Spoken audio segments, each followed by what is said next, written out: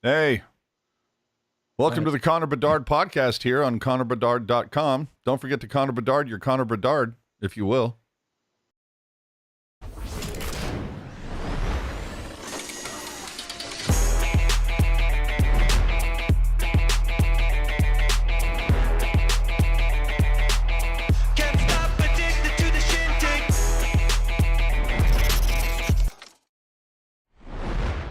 That's right. You cannot stop it. You cannot. Welcome back to another episode. Oh my God. How many seasons have we done of this? Too many, right? 1, 2, 3, 4, 5, 6, 7. This is season 8. Jesus. Are you trying to say that is the Pavelski season? It is 8 too many, if you ask me. Yikes. 193. That's all I know. Welcome back to another episode of the Pucknologists, the only unfiltered, unedited, uncensored, commercial-free Sharks podcast. Part of Teal Town, USA. Remember, you want to keep us commercial-free. You can use that super chat option during these live shows. Better yet, hit us up on Venmo at Teal Town, USA. But if you're new to the cast, remember, hit the like, hit the subscribe, man. We're here on YouTube for you. And leave your take in the comments section if you're not with us live. But if you are live, we want to hear from you in the chat. If you're, oh my God, audio only. Who does that anymore? But it's on your favorite podcast app. So make sure to subscribe. And if you're down with that 24/7 Sharks talk, you can hit up the jerk man at hockey_jerk on the Tweety or the Xy or whatever it's called now. And that's going to get your Discord invitation sent out. Remember though, this season, every episode of the Pucknologists, we're giving away prizes. So pay attention. Something we might say could be the answer to a prize question later. Are you telling me there's going to be a secret word? A safe word, if you will. Who's to say? Who's to say?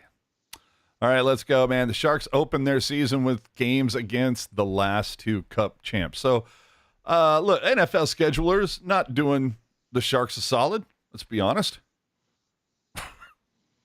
I don't agree. Okay, whip it out.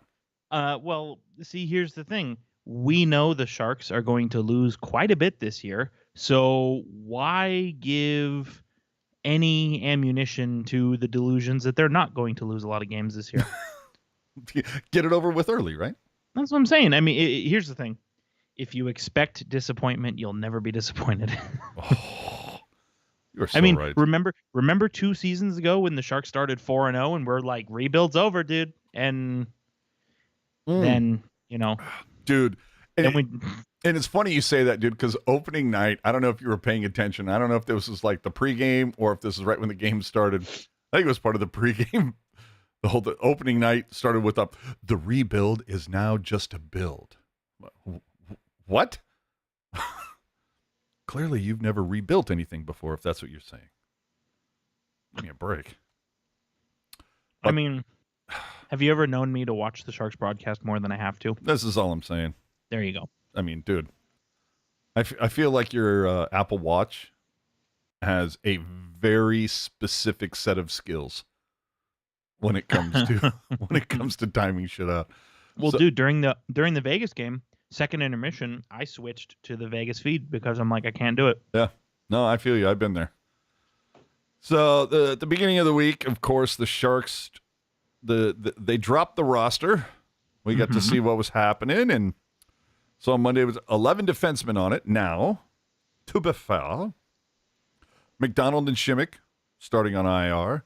And I'm sorry, what's Nikita's last name? Aquatuk. See, it takes everybody at least 2 tries. So I'm just going to go with Nikita. But non-roster, probably going to be sent down at some point. But by my math... Oh, go ahead. Non-roster means they're injured. And when they're injured, you can't send them down. Yeah, but I'm saying that, once that happens, then... Right. Back to the cootie. Except for Couture. But by my math, that leaves 8 defensemen for 6 spots. You also take into account that Thrun is the only waiver-exempt player of the group. And a question that I had coming into the week was, would you expect Thrun to be sent down early if he doesn't blaze out of the box? And I wrote that down on Wednesday. he was scratched on Saturday. I'm glad that you brought that up because I think there's, you always have to look at precedent when you're considering these kinds of things, right? And you remember, who can remember? You remember the season after the reverse sweep when the Sharks famously missed the playoffs, and Chris Tierney made the NHL roster that year, and he wasn't very good, and he got sent to the Worcester Sharks, and he was down there for, I don't know, 6 weeks, 7 weeks, 8 weeks, something like that. And when he came back, right around the All-Star break, he was the best player on the team to finish the season. So I know we all want Thrun to be in the NHL and to be thriving, but if he does get sent down due to a slow start, I don't think it would be the last we'll see of him this year. Hey, sometimes a little marination is the best thing for you. Well, here's the thing, dude. When you're cooking a steak and you take it off the grill and you cut it open and you say, oh, you know what, it's still a little too pink, you just put it back on the grill, and then in a couple of minutes, it's where you want it. Perfect analogy, as always. Well, That's what we do here. The other thing that I was thinking of, though, is like, oh, man, with no offensive D-man on the roster, no more Boyle, no more Burns, no more Carlson. Do the Sharks go all forwards during overtime? Well, they proved against Colorado that, no, in fact, they will not. That's fine. And what happened? Anyway. I know that I'm being a little bit of a dick, but it's fine. It's still early, man. It's still early. So what you're saying, AJ, if I'm understanding correctly, yeah, whip it out. What you're telling me is what that had happened is a team that is bad has played bad to start the year. Is that what you're telling me? That could be it. Might be. Another thing that came out this week, of course, is that the Sharks announced that they're going to stay with one captain, 2 alternates. So Couture, Hurdle, and Ferraro rocking the A's. This is the way. When they had, who was it besides Carlson last season? Bonino. Yeah, I'd say too many cooks in the kitchen, as far as I'm concerned. Like 3 is fine. That's all you need. But coming into this week, there's some solid quotes. Quinn saying, our players are well aware of what the hockey world thinks of us and where we're going to finish. And what I will tell you is they kind of scoff at that and think, okay, we'll see. Our players look around and think we can be pretty good. I'd say we were better than our record. Now, to be fair, the hockey world thought the Sharks would suck last season, and they were right. So, yes, we shall see. But to quote some of the great broadcasters of all time, you are what your record says you are. Mike Hoffman said, we have an opportunity to prove some people wrong. So, same as last year. Here's the thing, though. That quote from Mike Hoffman, I don't think that quote is objectively wrong. Yeah, but I feel like every team could say that that's like in the bottom 20. You know what I mean? Oh, no, 100%. You're correct. It's very cliche. Right. But if I were to say, hey, you know what? There is a chance that I could, secretly be in San Jose and show up on AJ's camera and smack him in the side of the head. Now, it's extremely unlikely. But a lot of people would like to see it. There's a teeny tiny chance. And my point in saying that with the Quinn quote, with the Hoffman quote, is we're all in agreement. The Sharks are terrible again this year, but I think they're going to hang around more games than they did last year, which we kind of talked about last week, and we saw in the Colorado game. I mean, whatever didn't you tweet it out? You basically said, you're like, if this team can play like this on the regular, yeah, they'd be a playoff team. I don't know that they'd be a playoff team because it goes back to the quote of, you guys aren't talented enough to win on talent alone. Sure. But you know what Herb Brooks also said? He said, I'm not looking for the best players. I'm looking for the right players. Oh, well, it reminds me of Daryl Sutter. I don't know who that is. Yeah. No, he was a coach who famously said, It's not the guys who score a lot of goals. It's the guys who score big goals. Right. Friend of the module. Yeah, big time. I mean, the thing is, like, just think about it objectively, right? Like, the Sharks were leading most of that game. Like, Dude, what was it? 58 and change. yeah. So, Well, okay, I shouldn't say 58 and change because it took Bordelot like 13 minutes to score. Right. But and yeah, I mean, I don't think the Sharks are some super talented team, obviously, but they have talent. Like, they do. I believe one of the things that we discussed a week ago, I don't remember if it's one of the things we bet on or not, but I believe I said the Sharks were going to be better than they were last year. Or if I didn't say it, I thought it. But that was a bet we did the previous season. Did not work out well for you. No, actually, I think it did, because if I recall, actually, you know what? It might have been 2 years ago, because I think the bet was, will the Sharks be worse next year than they were last year? And they were exactly the same. So I think that's technically a push in the gambling. No, vernacular. I thought 2 years ago they did like 77 points, and last year they did 60. No, I'm talking about 3 years ago compared to 2 years ago. Oh, Christ. How many fucking years are we going back now? Well, you know what? See, this is what happens. See? You talk about... This is why we've been doing this podcast for too long, bro. I've lost track. Well, we talk about all the time, like, if you want to, like, track data, track trends, and all this kind of stuff, right? Like, this is going to be season 5 of the Sharks being terrible. Like, there's a lot of data here. We got to get to the super chat. Yeah, thank you so much for the donation. Appreciate that super. Some people on Reddit say they like this team. It reminds them of the 93-94 team that made the playoffs despite the odds. Thoughts?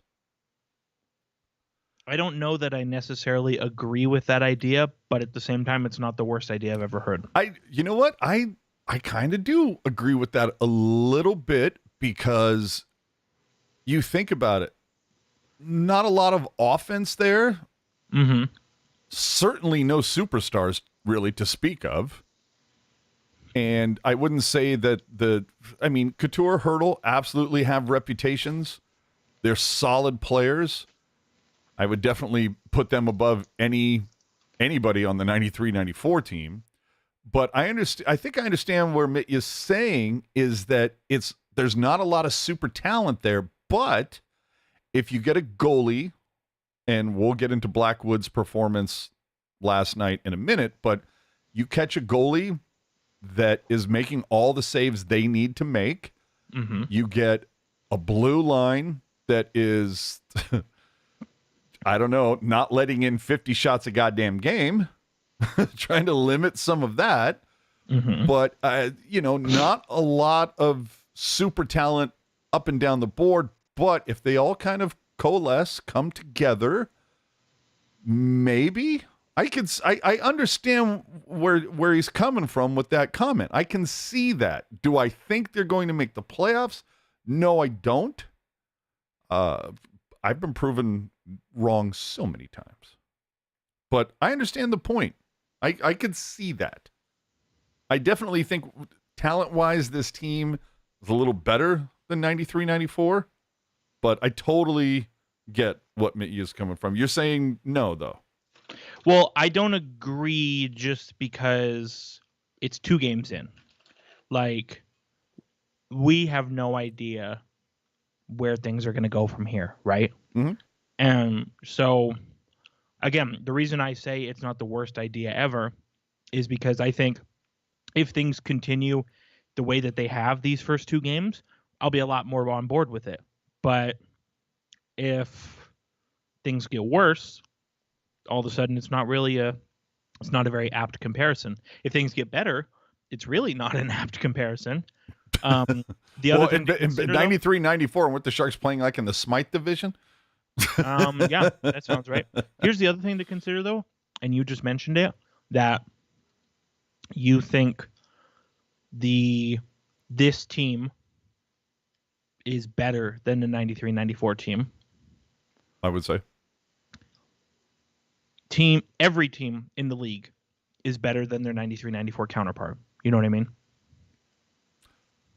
I would agree. Like It was a different game. Clutch grab. A lot of shit was allowed that is not tolerated today.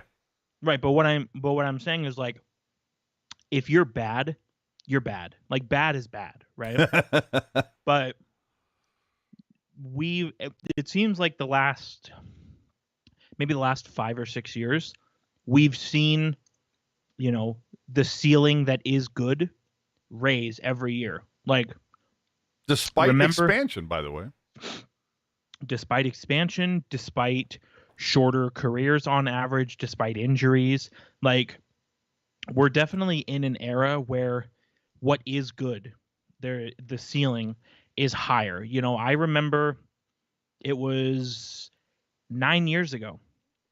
Jamie Benn won the Art Ross Trophy with 87 points.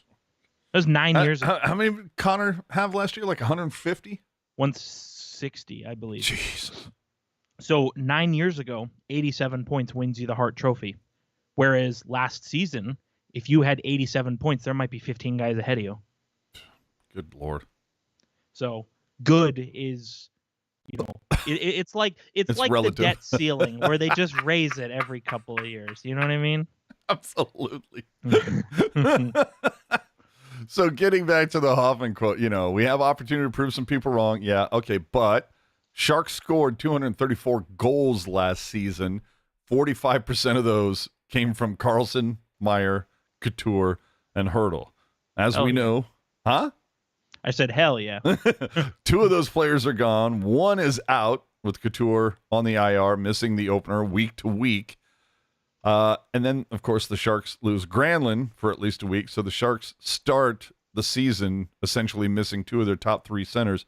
I mean, you talk about starting behind the 8 ball, and we talked about this last week with the preview, was you don't win the Cup in November, but, man, you can put yourself in a really bad stretch. And I should also put it out there, too, for the bet, sir. You set the over-under for October at 2.5. You need your boys to go 3-4 over the next 7, with 5 of those on the road in order to win that bet.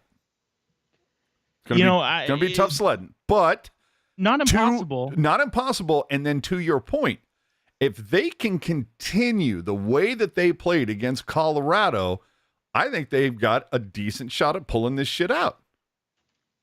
Have you heard of something called the law of averages? It happens. So let's see if law of averages takes hold this season, because certainly last season Murphy's Law was all over this. Well, I just think, it's like Father Time. The unbeaten. Yeah, the law of averages always wins, and I'll give you an example. So I don't remember, I can't recall who it was, but there was a game a week ago in the NFL season, and I was talking about it with Ryan. You know Ryan. Sure. And he was like, "Oh, dude, I think this team's gonna win." Da da da da. Are we talking Hawaiian Ryan? Yes. And I said, I'm like, I don't remember what team we were talking about, but I said, dude, his team is 0-4. Doesn't matter how shitty they are. The law of averages says they're not going 0-5, and they won. Okay, that had to have been like the Bears, the Jets. Like, there's only a handful of teams, right?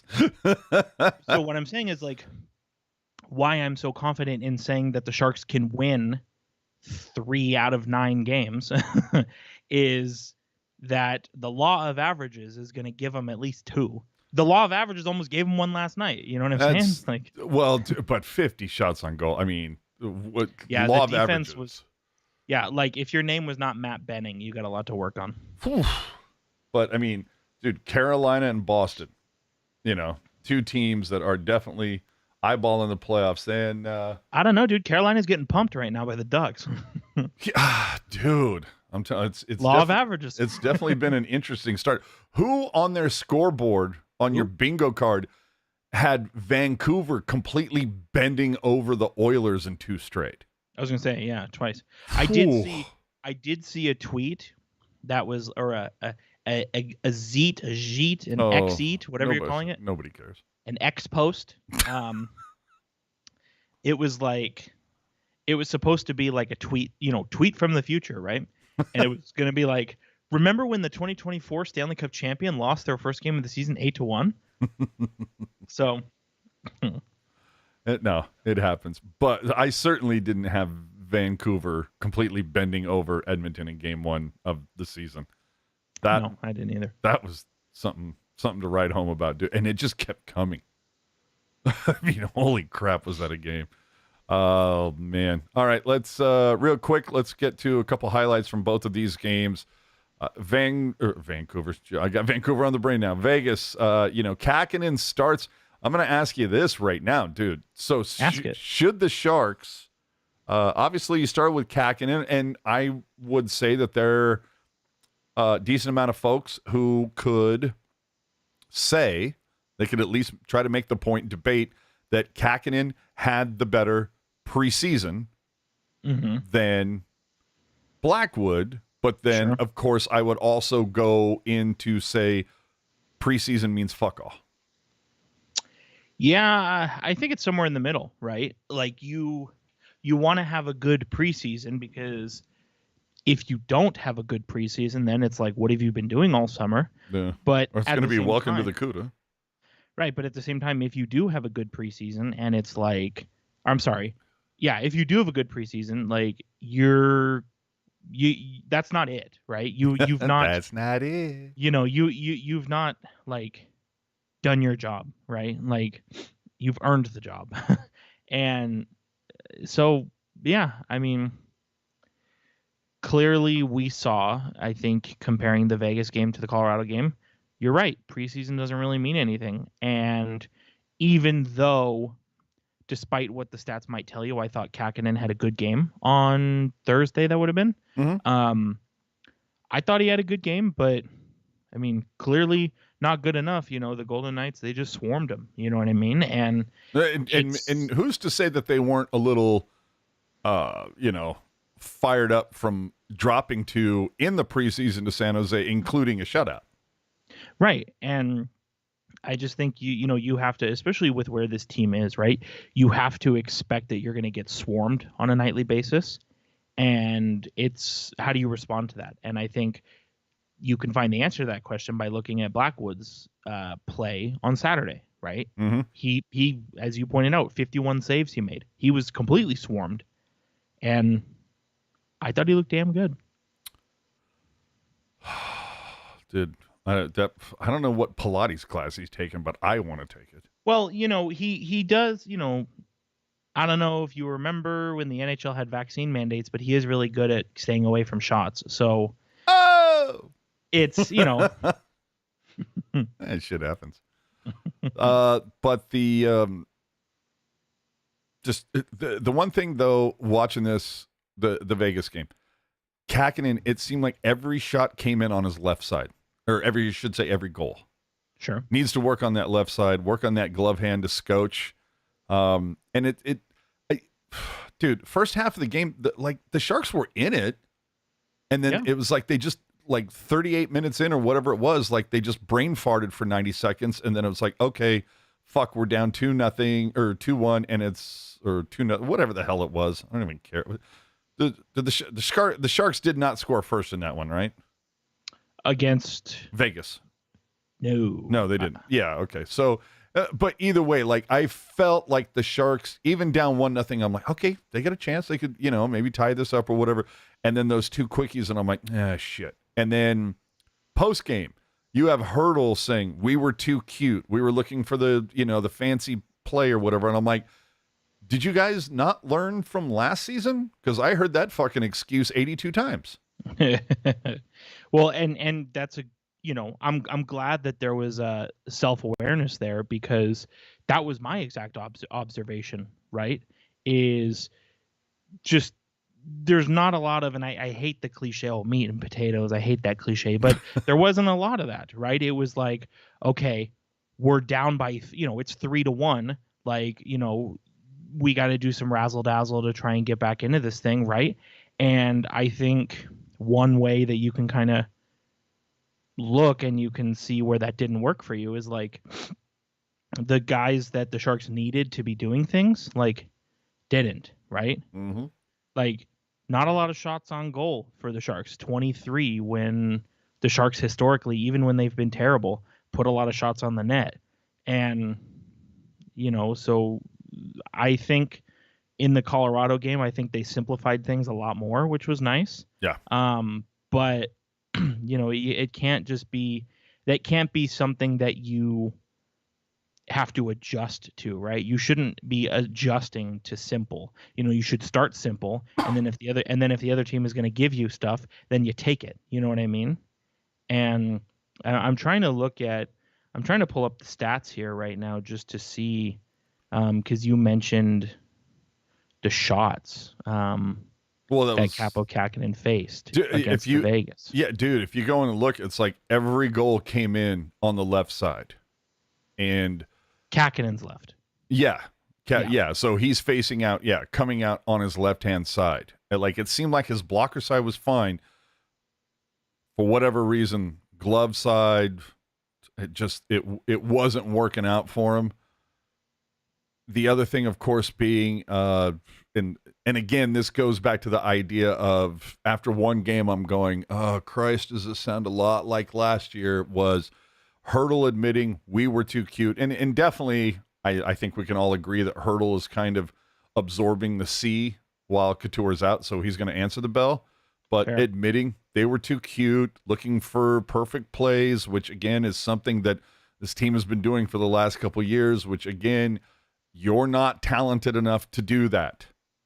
So I hear that, and it makes me want to pull my hair out. And to your point, so the Golden Knights, they had 4 goals. They had 4 goals against the Sharks. 3 of them were in the faceoff circle to Kakinen's left. See, that's what I'm saying. And the one from Amadio was on the right side, but it was also in the faceoff circle. So you're allowing a lot of goals that are in tight, And the Sharks, again, last season, the second period was their undoing. I don't know how many times, and against Vegas, allowed 1 in the first, allowed 2 in the second, allowed 1 in the third. Yeah. So again, the second period, something that you need to lock down. And then to kind of put a bow on that one, I can't remember the last time this happened, but it was reported that the team was essentially booed off the ice at the end of the game. Maybe that's what it's going to take. I don't know. We'll move on to the Colorado game.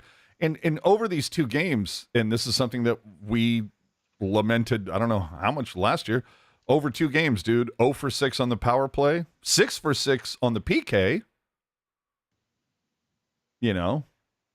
And remember, that included 27 seconds of 5-on-3, but it also included a full 2-minute power play on overtime that you couldn't bury one. Right. So it's like, well, there's good and bad, but either way, this goes back to the whole thing of is this team talented enough? Dude, they're rolling 5 forwards on the power play. What does that tell you? That tells me that you're doing everything you can to score. Yeah, you would think. But also interesting line changes between the first and the second game. I don't understand how Duclair is starting the first game on the third line, but then gets bumped up to the top line in the second game. I mean, obviously you're going to get rewarded for performing better, but to me, I'm like, how does Duclair not in the top 6 to start? Well, because Chief has some fucking wheels, man. He's got, especially against Colorado, he had some jump, dude, and I liked how physical he was too. And it's kind of like we talked about it. I believe it was last week where you asked me, how do the Sharks line up?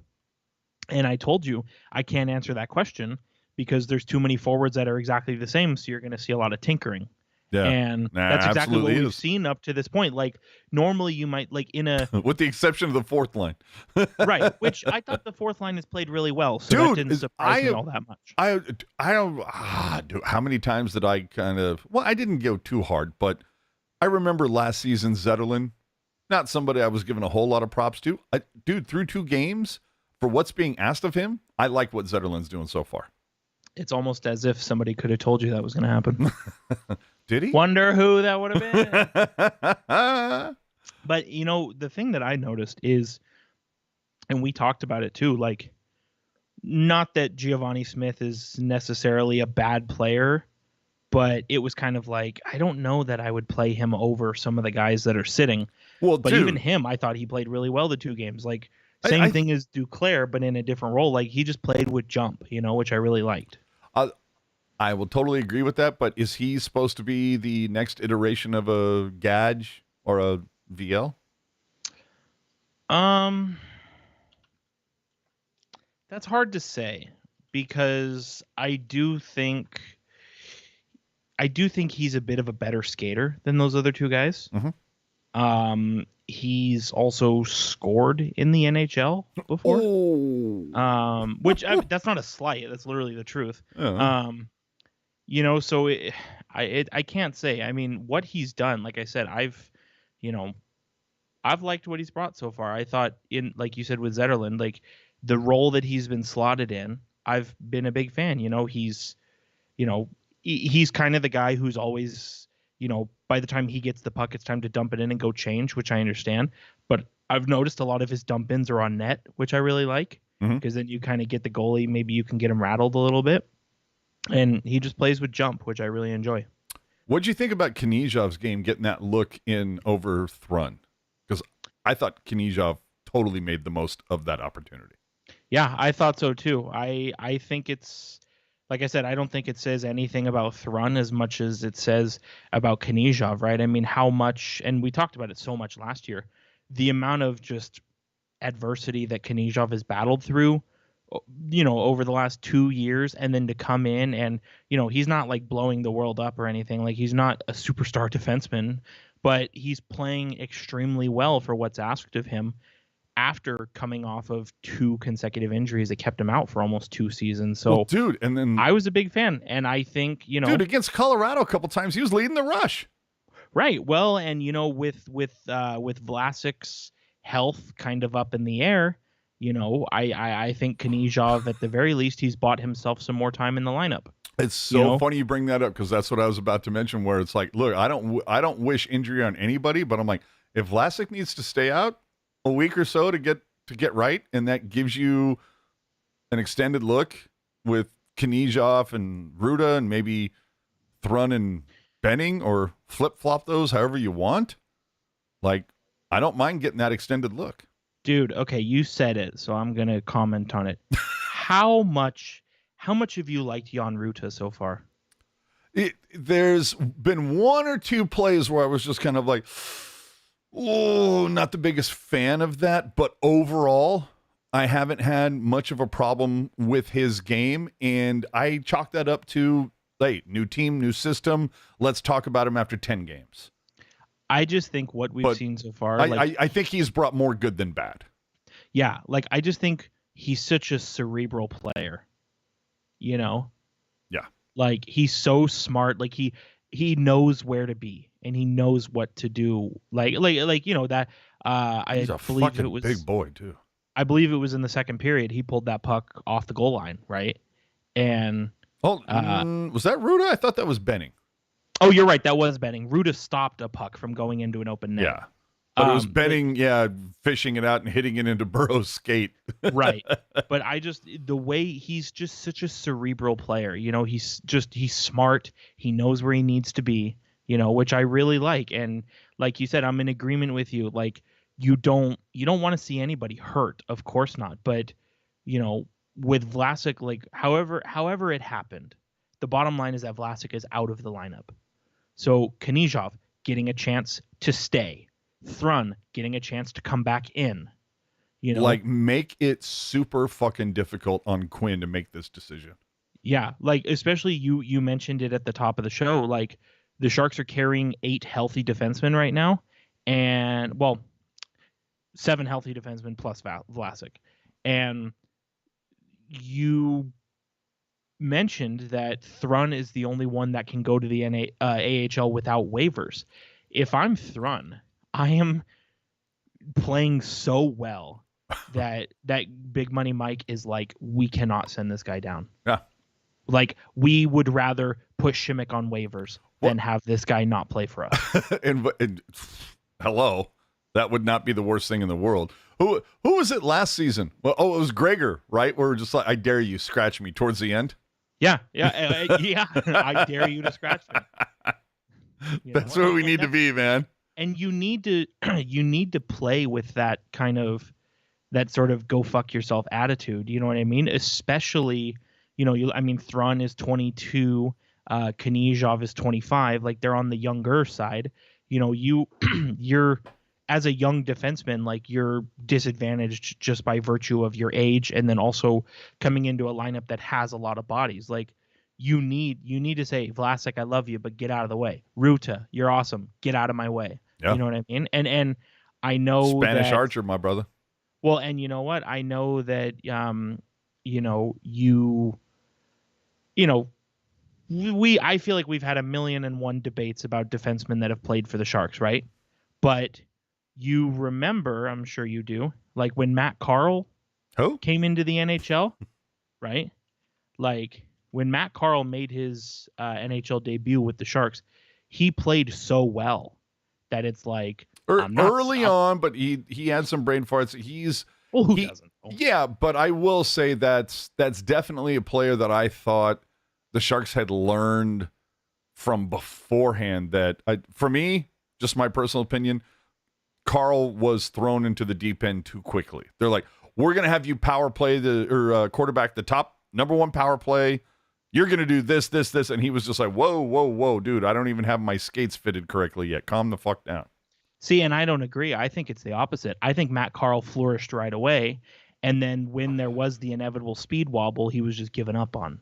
See, I think it's the opposite. But I can see that as well. My point being is that Matt Carle came in, played really well for the Sharks, and it was like, hey, you know what, Scott Hannon, we really love you, but this Matt Carle guy is kind of crushing it right now, so you're done here. Yeah, and don't ever come back. Yeah, I was going to say, especially from an offensive point of view. The other thing that should be noted with the Colorado game, besides Blackwood stopping 51, I mean, Jesus Christ, Vlasic going out with the LBI early, right around Bordelow's goal. So basically the Sharks, you have to give them stick taps for playing that Colorado game with, I mean, basically almost 50 minutes of having to rotate 5D. And so the fact that they were able to do that, not to mention 2 penalty kills in the first period. So there was a lot, like those lines needed to get switched and flopped very fast, very early. Then, of course, everybody caught their breath when Bordelow needed help getting off the ice after getting checked into an open gate. And dude, Bordelow is not a big guy. And he only missed a shift and was able to come back from that. So, and you looked at it, dude, after the first 2 periods, Colorado dominated everywhere. It was like offensive zone time, face-offs, like literally every number except the scoreboard. And it took Colorado pulling their goalie to tie it. And then, again, Blackwood. Dude, this dude is huge. Did you see some of the extension on those saves? Yeah. I mean, they were ridiculous. Like, Chief had so much extension, I wanted to give him an extension on his contract. Yeah. Like, holy fuck, dude. That was just amazing. But the thing that kind of irks me, overtime starters, Duclair, Sturm, and Knyzhov. Certainly interesting. It's a choice. I don't know that I was that thrilled with that. Then following it up with Bordelot, Eklund, and Ruda. I think that one's fine. Like that one, I don't have too much of a problem with. But Duclair, Sturm, and Knyzhov, so I was just kind of like, Why Sturm? Well, I think with Sturm, you want someone to win the faceoff, maybe. I think it's win the faceoff, and I honestly, I felt like they were basically kind of saying we need some defensive awareness. Sure, that's fair. I didn't like Hertl's positioning on the overtime power play. I didn't feel like he was getting in the goalie's eyes at all. I felt like he was like trying to get to the side and maybe look for the shot pass or something. But I just feel like, I don't know. I didn't like Hertl's positioning in any of that. But to top it all off, dude, the shootout shooters, you started with Barabanov? Hey, dude, we're on record. I loves me some Barbie. Is that the guy that I'm going to shoot first in a shootout? I don't think so. No, I mean, I just think whatever your thoughts are on a player, right? Like you always should be going with your shooters. Like Duclair is a guy I would have started with. I mean, actually, with how much jump he played with in the first 2 games so far, like how do you not start with Zadina, right? Yeah. How do you not start with Eklund, who is very creative? Well, and Zadina, I mean, is there anybody who has more to prove on this team? Right. And he almost had another goal. He almost had another goal last night. Yeah. And you think back, I know he's a real good friend of yours, but like whenever you watch a Sharks game of years past and it's in the shootout and you see Joe Thornton come down, it's like, what are we doing here? What's the play? Yeah, he's my buddy. We hang out. We're going to have lunch tomorrow. But it's like, like a player like Joe Thornton, very good player, very skilled, but it's like, you don't shoot the puck. Why are you in the shootout? Yeah. And so Barabanov, then going to Eklund, which I was just like, fine, no problems. He's crafty. That's fine. Yeah. It's, the thing I didn't like is that he there are guys that for whatever reason do the whole roller coaster wrap around where they take 10 minutes to get to the fucking net from the blue line. That drives me batshit insane. I understand that they're trying to get the goalie out of position, maybe lull him to sleep from boredom. It's fucking annoying. And from what I've seen, it doesn't work very often. The guys who come in with a head of steam and their ass on fire, it seems like those work way more. But Eklund, I was like, dude, you're more creative than this. And after going with Eklund, then they go with Hoffman, and I'm like, really? Like, over, as Ruben is saying, how do you put in Hoffman in the shootout over Bordeleau? Or, over Zadina? Well, especially if you notice, too, on the Sharks shootout attempts last night, all 3 of them, they, as you pointed out, they sort of do the sort of the S formation, one side, the other side, doing all that kind of stuff. And it gets to a situation where the open side of the net is the other side of the ice that you're on. So you either try and fire it that way, which only a small number of shooters can even do that, or you have to then move to the complete other side, and by that time the goalie pokes it away, it rolls off your stick, you run into the goalie. So I'm definitely more of a proponent of just going straight onto the goalie and maybe try and do a cut at the last second. Yep. Or if you are going to do that S formation, you got to be like a crazy stupid shooter that can just pick the corners. Dude, you got to be like ready to do like a pirouette halfway going through. Right. Trey asking in the chat, what's the thoughts on all forwards on the power play? I kind of like it. Well, it's goals not that win games, baby. Goals win games, but my whole thing is it's a tacit admission of how little offensive skill there is on the blue line. See, and that's what I would say to that. I would agree with you if good teams weren't doing the same thing. Hey, goals win games, baby. Feels great, baby. So at this point, do you think that? No, dude, the Sharks are not making the playoffs. No. My question to you is: do you think? And I get it. 2 games. Yes. If I'm Quinn, I am starting Blackwood the next 2 games. Ooh. Do you think that Blackwood rides the hot hand? Does he sit there and go, no, we have it written down that it's going to be, switch, despite what happens? Like, I'm sorry, to me, with Blackwood standing on his head the way he did, if anything, I'm calling out the guys in front of him saying, you allowed 51 fucking shots. You can't fucking do that. You all need to buy this guy dinner for the rest of the season after that fucking performance. I dude, Blackwood starts the next 2 games. He certainly earned the start on Tuesday. And I don't disagree with you. I think he's definitely earned the start on Tuesday. And now but... say Blackwood gets that start and the Sharks come out with a 3-1 win. Mm-hmm. How do you not give him the start after that? Because look, every sports guy is superstitious. They're not a little stitious. They're superstitious. So how do you not go with the hot hand?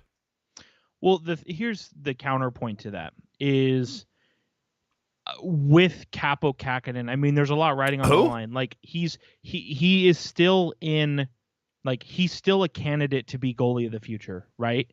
He is a pending unrestricted free agent. Like is Blackwood here for 2 seasons? Yeah, so this year and next year. All right. And with Capo Kakkonen, I kind of think you have to go with him on Tuesday just because you want to see. Okay. Because you want to see the response? Yeah, you started well on Thursday and you fell apart. Can you play well all the way through? Because one game, we could see, Tuesday against the Hurricanes and then Thursday against the Bruins. We could see the opposite.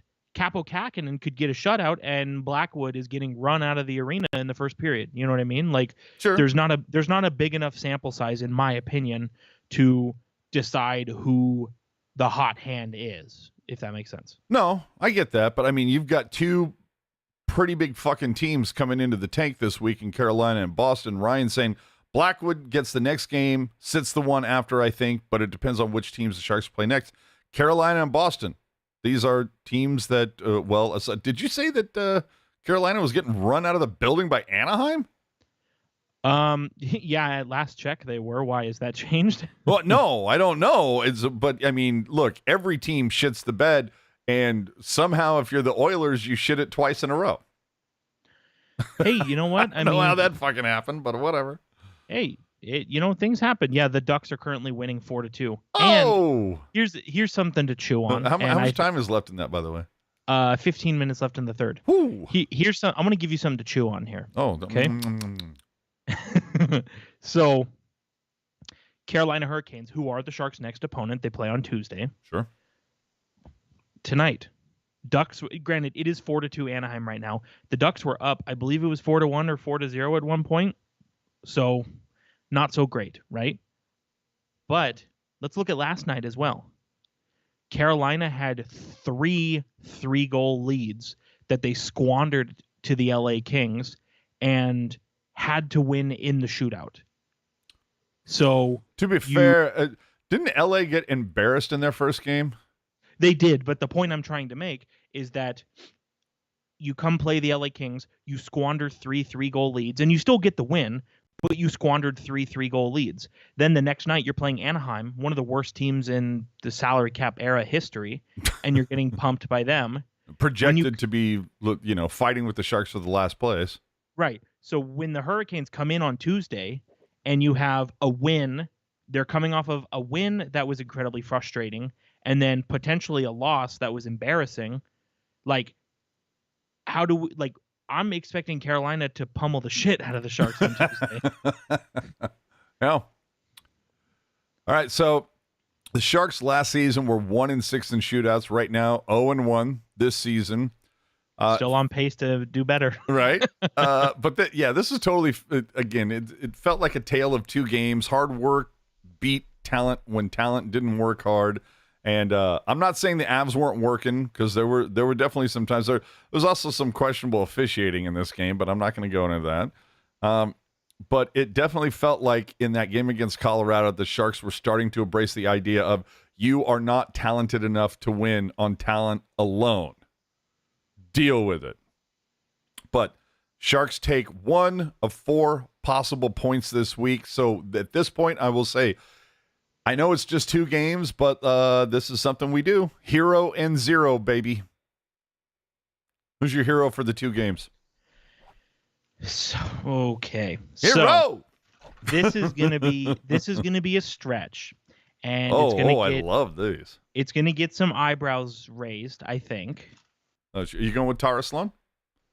So Scott Hannon? No, dude, I already told you. I don't watch Curtis that. Brown for not I being don't on the want- cast anymore? I don't want. No, they need to fire the other guy. I don't watch that show. So anyway, and this is gonna get some eyebrows are gonna raise, but I think when I explain myself, you'll see where I'm coming from. Whip it out. Hero of the week, and this is largely to not take your thunder. Luke Cunnin. Now let me. Okay. No, Let me- it's a choice. It is a choice. Let me explain this. So, one of the things that I noticed about Luke Cunnin last year was he was playing high in the lineup. He was on the top line. He was on the second line. He was on the second power play unit. And I personally didn't feel like he, put himself into a position to do a whole lot offensively. It kind of seemed like he was just there, sure. And this year, and granted it's been 2 games, I feel like Luke Cunnin has always been in the right position for a scoring chance. He's caught a lot of really good passes. He's put a lot of shots on the net. He's generating offense. The asterisk to that is he has not scored because that's not his game. that's not his game. And the point I'm trying to make is that there is a difference between playing bad and being bad. Cunnin is not a goal scorer, but I think he's playing well. Versus last year, he was still not a goal scorer, and he was playing poorly.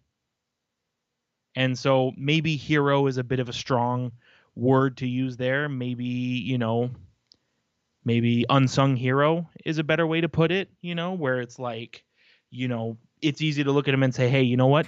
You're coming off a season-ending injury. You got a contract year coming up. Like, you need to make the most of your opportunity. And he's gotten chances. As I said, none of them have gone in, but he's had a lot of really good chances. And law of averages says it's going to go in at some point. Would you like to have a wager, my friend? On what? The Sharks play 3 games this week. Do we not already have a wager on that? But go ahead. The Sharks play 3 games this week. I've Sure. got a fiver that Cunnin has over 0.5 goals. I don't know that I want to play the goal. I'll put points at 2.5. See, because then you're stacking the odds in your favor. That's what the house does. Hold on. Okay, crispy Finn. We're just gonna say a goal. If Cunnin gets a goal, I owe you a crispy Finn. Sure, that's fine. I Is that fair? think that's absolutely fair. Okay. Right. Jot it down, dude. Put it on the sheet. Put it on the sheet. Put it on the sheet. The sheet. Holy sheet. So all right, Cunnin, solid choice. I mean, I had it down that I totally thought you were going with Zadina, only because I follow you on Twitter. So well, I didn't want to steal your thunder because I know that's your guy. No, not at all. I just put it down like obvious choices. Sure, fair. But also because I follow you on Twitter. No, dude, there's no way in hell my hero is not Blackwood. Dude, fair. you say 51 in a game, you keep your team in it the entire time. I mean, nobody could ever hang that loss on Blackwood. Right. You don't give up 51 fucking shots on goal. You just don't do that. And the fact that he kept you in it for that entire time, Jesus Christ. So, no, Blackwood, absolutely hero. 0 on the week. Like for me, the sexy pick is kind of Kakinen. It's like, dude, 875. Not great. 1 game, though. Exactly. Well, 1 game. Also, you point to the team that's in front of them. Allowed a lot of, not so great things. So that's why I'm going to go with my 0 for the week is Thrun. You had your opportunity, and you got scratched the next game. And that's not to say that Thrun is a bust. He's not the next Petrecki. Or, insert second round defensive pick here. He's not that guy, but you're not that guy, pal. Yeah. But I mean, Chief we were all rubbing one out after the first preseason game when he potted two, had an assist, like just, oh my God, this guy is like the reincarnation of Erik Karlsson's ghost. Like everybody was losing their shit after that first game. And so there was, the bar was pretty high on Thrun coming into game one, and then he played himself out of a spot. So Thrun is my 0 for the week. That's not to say that he doesn't turn that shit right the fuck around next week and is a hero next week. So solid point. And I do want to mention, just formally for record-keeping purposes, I think we're in agreement. Zetterlund is an honorable mention for hero of the week. Absolutely. My 0, and I dude, you know that I hate to do it. I hate to do it so much. What, you're going to give it to Quinn? Mario Ferraro. Oh, yeah, dude. Ferraro did not have a great week. It's just because, honestly, like, I'm just, like, some of the decision making I'm curious about. And I know it's easy to criticize the game when you're sitting and watching it on TV and you can see everything, right? Mm-hmm. Oh, does Jules think that Cunnin is also going to get a goal? That's fun. Yes. All right. I famously have always liked Jules. We love Jules. Like the decision making is just it's curious, and the urgency I've seen in the wrong places. Like there were a handful of times where it was like, okay, the puck is on Mario's stick, and this is where you hold it for a second or two or three. You see what develops, and then you go from there. And there were a couple times where it seemed like the puck was on Ferraro's stick and off of it, like before you could even blink your eyes. Mm-hmm. And, I know, and he's also got the worst plus minus on the team so far. And it is only 2 games. I understand that. Sure. I do also understand that your defenseman who plays the most minutes is probably going to have the worst plus minus, and I understand that. But counterpoint, Jan Ruta is playing a minute less than Mario Ferraro, and he's an even player. So, I know. Something to chew on. You know what I almost want to throw out a bet on? What's that? Does Kevin Labanc get 1 game this week? At this point, I don't think Labanc is going to get a game unless somebody gets injured. I was going to say, dude, I'm like going, well, fuck, Couture's out, Granlund's out, Vlasic's out. Like, shit, if it keeps going this way, like, he just might be like, oh, okay, last body standing. Let me paint a picture. Let me paint a picture for you. Let me paint a picture. Oh, and even Phipps in the chat saying, how is Quinn, or hero is Quinn for not playing Labanc? Jesus Christ. Here, okay. Here, I'm gonna paint a picture. I should remind everybody. If you're new here, everything. Hey, do us a favor. Hit the subscribe button. We have a fun time here every Sunday night, 7:00 Pacific. So if you're new here, do us a favor. Hit that subscribe button, please. You don't have to hit the notification bell. It lets you know when we go live, but subscribe. We would certainly appreciate it. You can follow us on the Twitter at Tealtown USA. Go ahead, Ben. So I'm going to paint a picture for you. Yeah, paint it, buddy. So the first game of the season, Thursday against the Golden Knights, as you pointed out, Mikael Granlund gets injured. Yes. And so then here we go, Friday night, Saturday morning. The brain trust, the brain trust is coming together and saying, okay, we're down a forward. What do we do? Well, we have Kevin Labanc, who, despite everything that can be said about him, does have some skill to him. So they say. We lost a top 9 forward. We have a top 9 forward that's kind of sitting in the wings. Let's throw him in there and let's get it happening.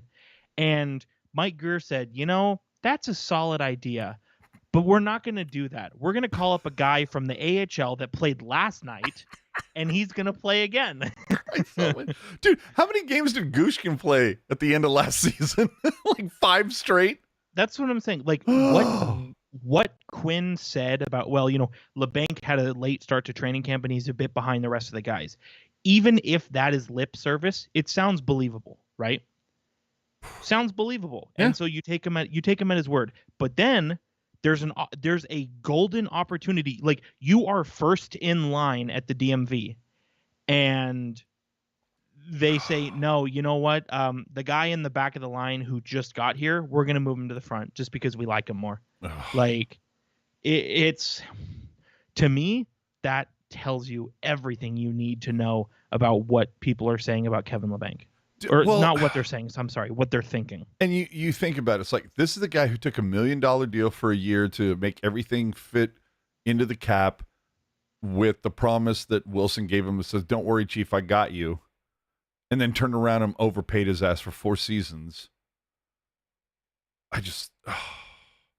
Again, this is, dude, all the stick taps and kudos to the world for Doug Wilson for what he accomplished for such a long time, so much consistency.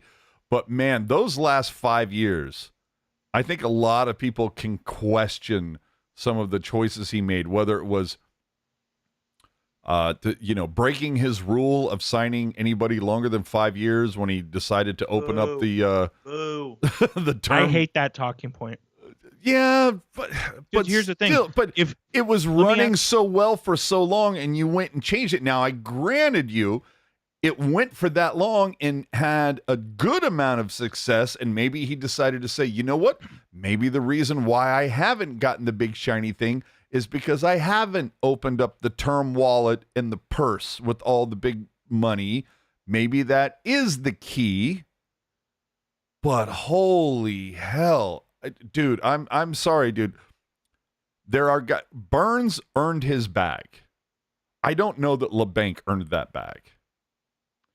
Here, I'm gonna say this: if Doug Wilson doesn't do what you're talking about, right?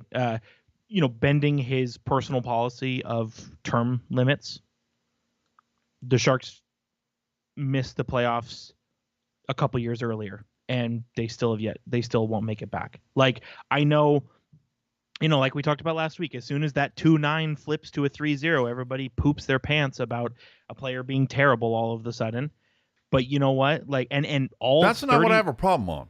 No, I know, but what I'm saying is all 31 other teams in the NHL, they're going to tell you the exact same thing. We are a good team.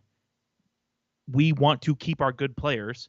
Whether or not we like it, this is the game we have to play. And if the Sharks don't play that game, you probably don't go to the Cup final in 2016. You probably don't go to the Western Conference final in 2019. I want to get this back on the focus of Labanc.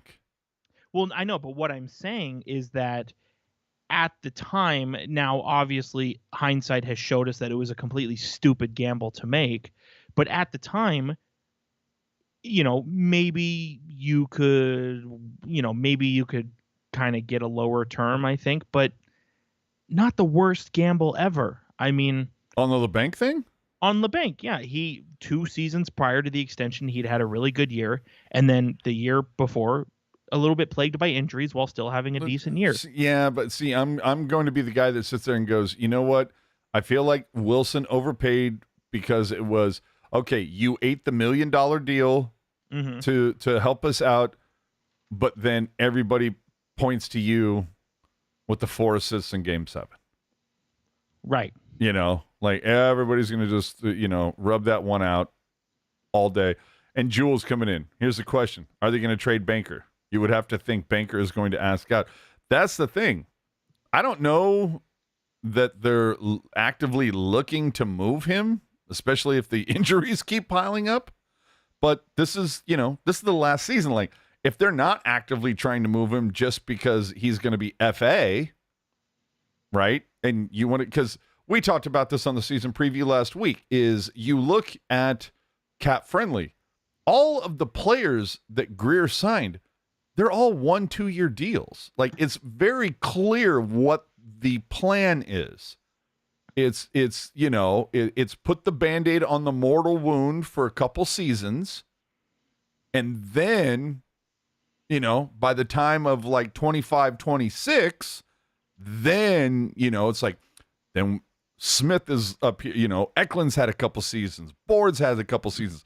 Smith should be up here for a season. Musty, Thrun, like, that is the next wave. They'll all be there, and then And then everybody can bitch and moan and saying, why the fuck is Hurdle and Couture still here? I just think, Jules pointing out, I'm surprised LeBanc wasn't traded last year, right? I mean, I think it's because of his contract. But see, I don't know that I necessarily agree with that, because you don't have to. That's the reason. Okay. If you recall, we did an entire like PhD dissertation about like looking at LeBanc and saying, okay, compare him to guys around the league, similar contract, similar points, similar ice time, like all of these comparables, right? And guys like LeBanc, similar contract, similar stats, were traded for decent value. So based on that information, I was like, yeah, no way he doesn't get moved, because this precedent had been set. And then the fact that nothing came of it, I was very surprised. Hell yeah. Well, look, we got to move on to some notable stuff here. Let's see. Is it notable? I mean, it's a little notable, only because I get a kick out of it, because I've never seen this before. The Sharks announced the date of their annual sampling with the Sharks, the wine event, $500 per person. Cha-ching. $500 per person. The great thing is though, apparently some sort of legal thing has happened where they now have to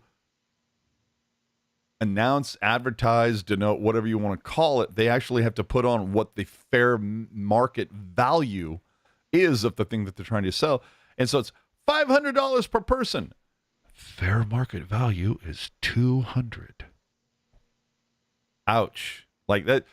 That's got to be a little bit of a kick in the smalls when, you're being asked to pay like time and a half, 500 for a 200. Okay, whatever.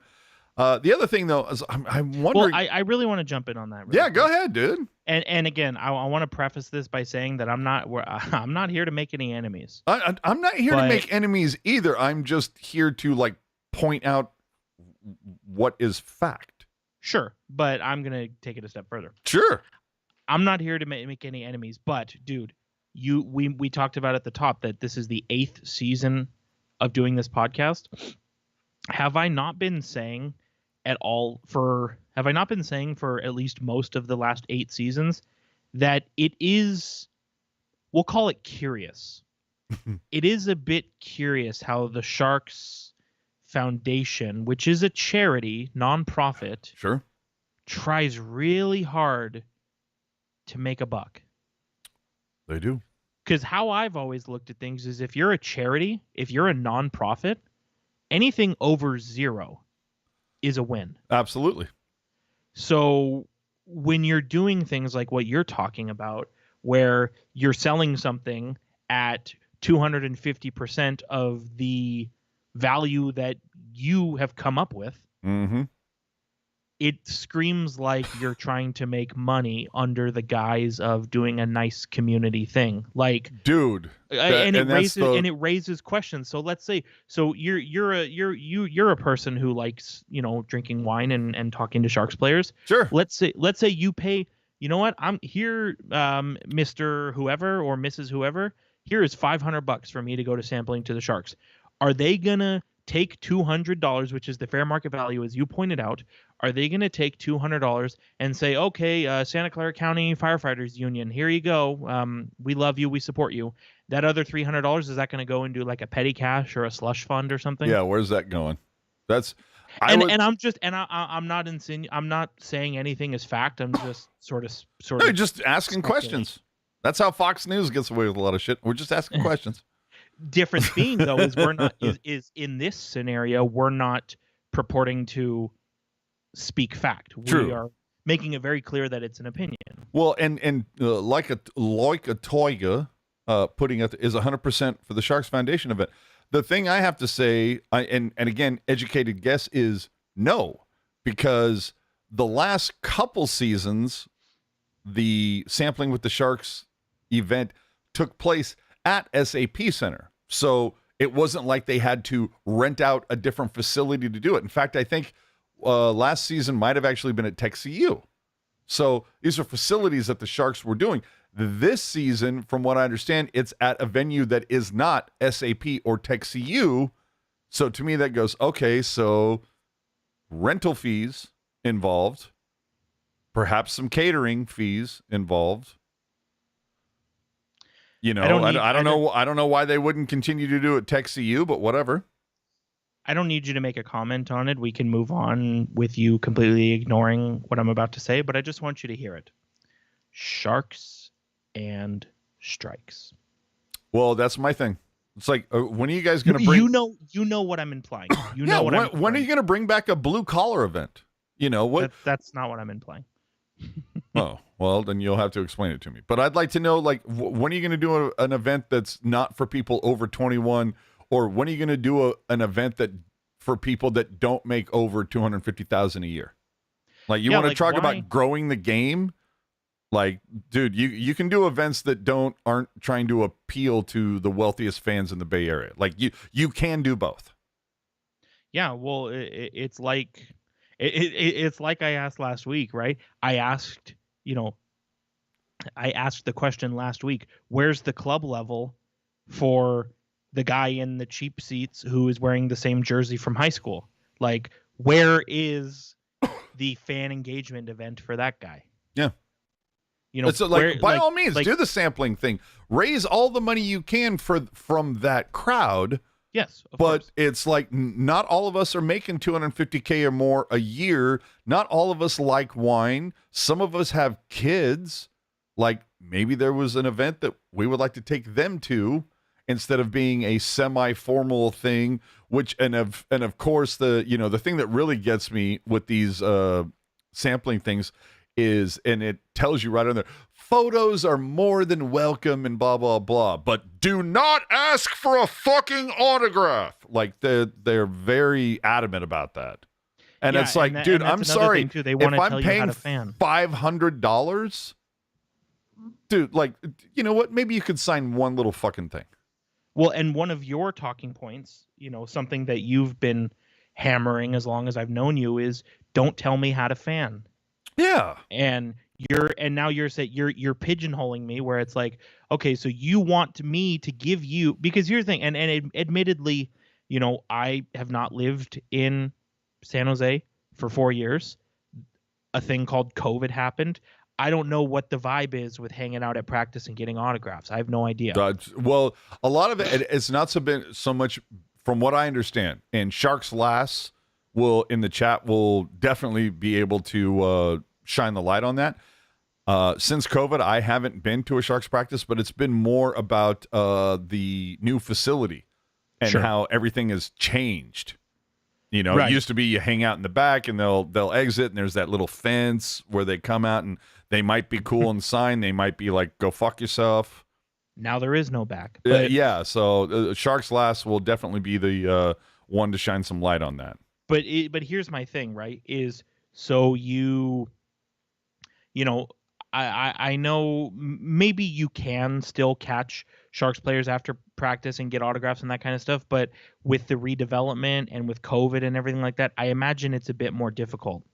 And maybe the players after COVID might be a little more apprehensive. Right. But they still don't seem to have a problem showing up to these $500 events. Well, but what I'm saying is, so now, like, if you're a fan, right, and you have less options for an autograph on the table, and now I'm being sold a bill of goods that a good opportunity to meet the players is like, hey, why don't you give us $500, drink this shitty wine that you may or may not even like, and you can snap a pic with them while you're inundated by heat and body odor and a million other people, and no autograph. Like, it goes back to what you said of like growing the game and fan engagement and all that kind of stuff. But it's you can do both. It raises a lot of questions, and like I said, I'm not trying to get anyone in trouble or to insinuate anything. Dude, I'm not trying to like shit on anything. It's like, oh, I'm definitely trying to shit on things, but I'm not trying to get anyone in trouble. I'm not trying to insinuate anything. I just have a lot of questions about the practices. I'm not trying to shit on the event. I'm just saying you can do more than one event. You can do an event that doesn't cater to the wealthiest of the Bay Area. Yeah. That's like, like you can cater to the hardcore fan as well that actually struggles to try to pay for their season tickets or whatever things that they go to versus, people that will show up to these. Because I guarantee you, dude, the people that are showing up to these sampling with the Sharks things, I would have no problem laying down money on the table. It says 25% of that, of the patrons, are people that couldn't name more than 3 Sharks if their life depended on it. It's a place to, be seen, and maybe they get their photo taken by the Mercury News or some sort of philanthropy thing, something along those lines. It's something like that 25% of them, I guarantee you, they probably never seen 10 games live in their life. So let me ask you a question, and I'm probably I might be wrong when I say that, but the thing is, I know that the hardcore fans that have struggled to go and see as many games as possible, even though they have to shit and sit in the fucking nosebleeds, that means way more to them than the person with way too fucking much money on their hands that just wants to have a glass of wine and take a photo with a hockey player. Well, so let me ask you a question, and I might this might make me sound like a jackass by asking this question. Does the Bay Area has Buffalo Wild Wings, right? Sure. Okay. So why, to your point, why can't it be like, hey, like Buffalo Wild Wings? My wife would know. She loves Buffalo Wild Wings. Sammy! But every, I believe I want to say it's Wednesdays. I think it's Wednesdays. It doesn't matter. Go ahead. Buffalo Wild Wings, they have deals on wings one day a week. I think it might be $1 wings or $1.50 wings. There's some kind of something, right? And so why can it not be a situation where it's like, hey, you know what? Anthony Duclair is going to be at Buffalo Wild Wings for $1 wing night. Yeah. And, it's kind of like, for lack of a better term, it's like, oh yeah, like you said, your middle and your lower class bros can kind of go out and you can just sort of chop it up, or maybe you do it on a Thursday or a Monday when there's football, right? See, and I'm not even gonna, and I know that you didn't mean this term in a disparaging manner, but I wouldn't even say lower class. Just there's Sorry. there's the people that the wealthy elite. Yeah, exactly. There's people that make way too much fucking money. Yeah, but then there is a healthy amount of people that I would say I'm included. Look, I did. Believe you me, yeah, okay. I own my own place and I'm very fortunate to be able to do so. But I would love to be able to have the disposable income to fucking get myself fucking a pair of tickets for the new Penthouse Lounge, right? And go to just to experience it. Yeah, go to sampling with the Sharks every season and do all these things that buy a one of those auction jerseys for every sure would love to be able to do that, but it's out of my reach. I'm not going to spend that kind of money for that type of shit. And I'm not saying that people shouldn't. If they have the money, go ahead, do it. Spend your own money the way you want. But I'm just saying that it would be nice because the Sharks used to do it, where it was bowling with the Sharks or fucking Top Golf with the Sharks, something that is a little more blue collar friendly, more affordable. Yeah, more affordable, more blue collar friendly. And Skylar bringing up, well, what about the Sharks around the Bay events? If you're talking about that tour that they did, fine. That's one of those things where I sit there and go, it's a nice idea in that it activated, whether it was Morgan Hill or Fremont or Oakland or Menlo Park or wherever, spreading that shit around, absolutely. But I'll also be the first to say that the fact that they said, okay, we're going to forego the Fan Fest to do this. I also know a lot of fans that were very pissed off that there was no Fan Fest this year. There was some that enjoyed it, the tour. That's great, but I'm just saying the fans that I spoke with, the vast majority were like, the tour thing is cute. It's cool. There still should have been a fan fest. So it happens. And Puck Guy bringing up a great thing. Autograph sessions at the Shark store. Absolutely something you could fucking do. When the team is, when they're going to play 4 or 5 straight at home, could actually absolutely set up a thing. You get people to come into the Shark store, and, you got a player or two that does, signs autographs for an hour and a half. Absolutely. Well, and you don't have to pay any fucking money for it. And something I just thought of too, and so they do. So I'm sorry. I feel like I'm just like so angry right now, and I shouldn't. I shouldn't be. Like, Lord knows I've gotten my opportunities to get autographs, but it's just that I've heard from too many other fans. And in fact, if you even looked on social media earlier today, there were a lot of fans complaining about the game last night because since COVID, none of the blue coats enforce, like sit the fuck down when the puck is in play and lean back. Stop screwing up the view behind you. And evidently no blue coats are aware of this. So I try to be like when I'm out in public, I try and be like I try not to get into any situations. I tend to avoid conflict and controversy. Be an ambassador of the people. Not even that, but just like, I don't want to give anyone a hard time, and I don't want anyone to give me a hard time. But one of the few exceptions is at a Sharks game. And admittedly, since moving away, I go to a Sharks game maybe once a season. And, if I'm at a game and I'm sitting in my seat and somebody's trying to come by, I have no problem saying, hey, friend, like, you can wait until the whistle. And you know what? Some people are like, oh, yeah, you know what? Good point. I don't want to block your view. Every now and again, you'll get somebody who's like, ooh, dude, I'm fucking sitting right there. And it's like, all right, I don't give a shit. There's literally a rule that's posted. Maybe they didn't announce it, but it's posted. So whatever. Anyway. For me, it's more the lean back thing. I don't know. There's definitely been a few times since COVID where I'm at a game and I have to like give a little tap on the shoulder and say, hey, buddy, you do me a favor, can you lean back? We can't see through your head up here. And for the most part, people have been like, oh, sorry, didn't realize. And they're chill about it. But not only every once in a while, you get some college puke that we're just like, oh, fucking deal with it, man. We're into it. And I'm like, dude, I'm about to be, my foot is about to be in your ass. I'm going to text assist. That's right. Whether or not somebody answers is a different story. But the other thing, and again, you've been to games much more recently than I have, obviously. Are they still not announcing Ruben making a good point too.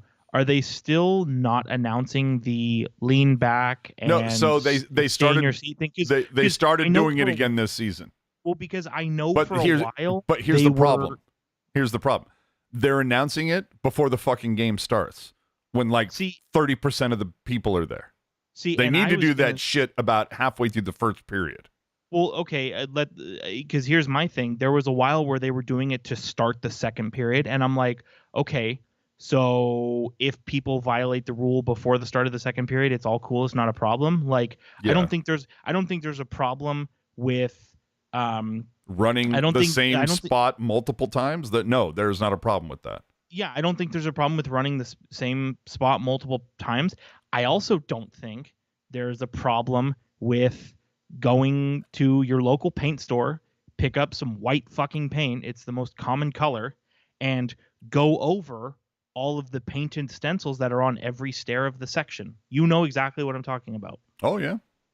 How fucking cheap is white paint? I'm saying it. Relative to some other things that money has been spent on lately. Try that. Ryan in the chat. What a rant. Yeah, oh, dude, it's been great. Ryan saying, if people are willing to pay $500 for a meet and greet, then that's what will be charged. Supply and demand, free market capitalism at work. I completely agree with you. And if that is who the Sharks want to cater to, then don't fucking complain when you're only 30% sold out. Because only 30% of the Bay Area can afford it. The proletariat will have nothing to lose but their chains. That's all I'm going to say. So to move on a little bit further with this, the Sharks opened their first auction of the season, and again, fair market value is on each listing. This has to be a new legal requirement, by the way, because now it's on everything. But it'll be interesting to see when you see the team listing the starting bid for an item at $150 when fair market value is $10, which is one of the things that they did over like this last week. They had a sign similar to the one behind my head that this is Sharks territory. It's like $10 sign, but it's $150 because some player signed it. Okay. And then conversely, fair market value is listed as $800. But the last time I looked, a Steve Lorentz game-used jersey, the last bid I saw was $480. So it's going to be interesting to see how the whole fair market value thing works out. More things to get into. The Sharks welcomed Bebo Pizza finally to the tank. Loves me some Bebos. But the bigger thing, dude, they finally got Voyager Coffee Company. They finally get... Dude, how long had Rocket railed on getting coffee at the tank? The prophecy's been fulfilled. Dude, finally. Love that. All right. Let's see here. Oh, dude, I'm not here to dump on news networks. Okay? I'm not here to do it. Do it, coward. But I'm going to do it. Do it, coward. I'm not here to dump on the local news networks. I appreciate when you mention the Sharks. That said, if you're going to talk about the Sharks, have your fucking facts straight. Dude, Vernon, come on. The Sharks will play their first game Thursday, hosting the defending Stanley Cup champ, Las Vegas Golden Knights. San Jose hasn't made the playoffs since 2018. Sir, they made it in 2019. So, Vernon, buddy, do better. Get your shit together. 2019 was also arguably their best chance to win the Stanley Cup. Right? Better than 2016, and they actually went to the final that year. Yeah. But, that's the whole thing. It's, and I understand to a certain extent, like some of the local networks might catch shit because it's like, oh, well, you guys shit on us all the time because we don't, cover the Sharks. And then we cover the Sharks, you guys shit on us. And it's like, yeah, because we dare to hope that you're a fucking news station. Last time I looked, tell me if I'm wrong, I think news is supposed to dispense fact. Well, here's the other thing. When you get the information correct, to me, that means you care about what you're saying. Hey, now. There you go. The other thing, it's not a big deal, but I just wanted to mention it because it creeped me out. When they would go to Tara Slone in the first two games, the broadcast has debuted this really weird forced perspective cam. We're supposed to talk to Tara pretty soon. I would totally want to ask her about that and see what happens. Ex-Barracuda coach Roy Sommer, winningest coach, also losingest coach. The ex-Sharks, or I should say ex-Cuda, ex-Worcester Shark, whatever, is replacing... I believe he was the Sharks assistant coach for a minute. You're right. But replacing Kevin Constantine. Going back to earlier when we talked about the 93-94 Sharks, replacing Kevin Constantine as the, Wenatchee? I'm assuming is the way you pronounce that? Wenatchee Wild head coach? I don't know. Weird tale of events. I don't know what the hell happened with Kevin Constantine and why he got the Spanish Archer. I don't want to know. It's just really weird to see Roy Sommer, who punched his ticket a year ago. I was like, nah, fuck it. I still want to coach. Cool. Jason. Sometimes you can't get out. Yeah, it's hard to. Sometimes it's hard to quit. Like this podcast. Jason Demers is apparently going to be joining the Sharks podcast. Anything's better than Curtis, right? Honestly, if it was 82 games of Demers and Tara Slone and Scott Hannon, that would be a point. Oh, sign me up. Ask me. Sign me up. Hey, what if I told you the Maple Leafs lead the league in goals 4 at 13, but are only a +4 in goal differential? I would believe that because their defense sucks. What if I told you the Oilers lead the league in goals against with 12 and a -8 goal differential, but it comes after 2 games against the Canucks? That's not all that surprising to me because... bullshit. A week ago, you would have said, fuck you. No, honestly, because the Canucks... this goes back 3 years to when we had our Canucks versus Kings wager. Like, I've been very bullish on the Canucks for a while. That's true. And so that's true. I'm not saying like the Canucks being 2-0 to start the season with both wins against the Oilers. I definitely am not like, I'm not like, I didn't predict that to happen, but I'm not exactly surprised that it happened because I do think they've got a good squad. The Oilers, it's more surprising, I think, that the Oilers have lost just because I think this roster is the best it's been in this sort of era of Oilers hockey. All I've heard about for 3 months is how pissed off McDavid and Dry are. That they're like, oh, they've got something to prove this season. Hey, but you know what? You can't put it at their feet, dude. They've both, to start the season, So they both had of them their have guy. been humming. Yeah, They've been humming, dude. They had their guy. But it's like, but that's the whole thing. It's like McDavid and Dry can be as pissed off as they want. It's like, dude, that's not going to make the guys around you any better. Yeah, dude. They both have 3 points in 2 games. That's right where they need to be. I'm saying it. I think if I'm the Oilers, I want more from my third line. I want more from my second line. I want my more from goaltenders- anybody not named McDavid or Draisaitl. I want my goaltenders to make a freaking save.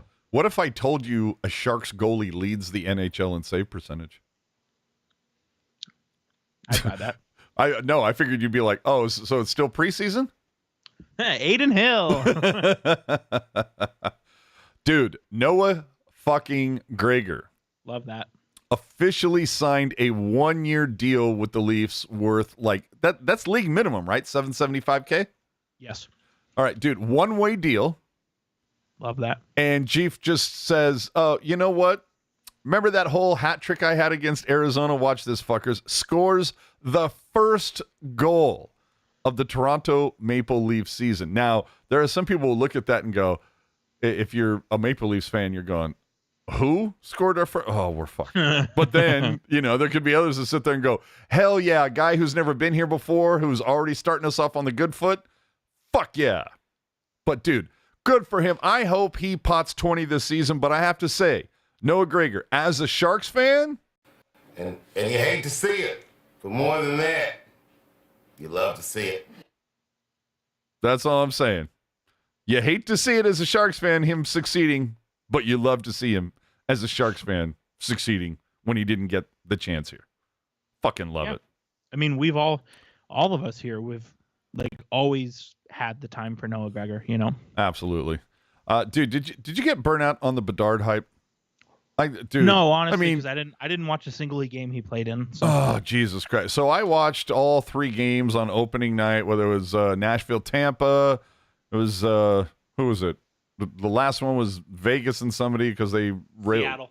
Yeah, Vegas, Seattle. And then it was, Chicago and Chicago won, which... Chicago and Pittsburgh. Yeah, not a lot of... Oh, yeah, of course, because they couldn't fucking get over themselves with the whole Sid the Kid versus the next one, blah, blah, blah. But... I will say, dude, the Tampa-Nashville game, every intermission was Connor this, Connor that, Connor. The game itself, of course, Connor. The Athletic, I will say, though, said the hype did manifest itself in TV viewership. Both ESPN and TNT set record numbers for their opening night. So, look, fine, that's all great. But holy shit, was that a just Connor overload. And then the funny thing is that a quote from the Athletic article said, the NHL isn't going to crow about this publicly. Gee, I wonder why. But Bedard landing in Chicago was a phenomenal gift to the league as a viewership play. And I'm going, phenomenal gift? Bitch, I called that shit in January. And I wasn't the only one. There were a lot of people saying there's no way Bedard doesn't end up in Chicago no matter what the fuck happens because it means too much to the league. Yeah, well, it's certainly a juicy story when I would argue one of the can't miss players of this century finds his way onto A, one of the most prolific teams in NHL history, and B, one of the most important TV markets to the NHL. Right. I mean, now that's not to say that there's any kind of collusion to make that happen. I do believe that it was truly random. That said, if it happened, the NHL would be stupid to not capitalize on it. Absolutely. But, and again, I'm not here to, wear the tinfoil hat, but it was just like, there's no way. There's just no way Bedard was not going to Chicago. If lotto numbers were that easy to pick, you would never see my fat ass again because I'd be on an island off the Caribbean enjoying myself. What'd you think though? It was Wednesday night, the Stanley Cup banner raising. I thought it was cool. I thought it was a little gaudy, to be honest with you, man. I mean, really, dude, when was the last time? Now tell me if I'm wrong. I don't remember the last time a Stanley Cup team, like, they brought out all their players for the banner raising ceremony, and then they have their captain wait until the end, and then he literally skates out with the cup. I don't remember ever seeing that. That's a thing. That's a pretty regular thing. I don't remember ever seeing that. But yeah, okay. The cup has been. I know I can't speak for Colorado just because I don't remember, but I know both Tampa celebrations they had the cup with them.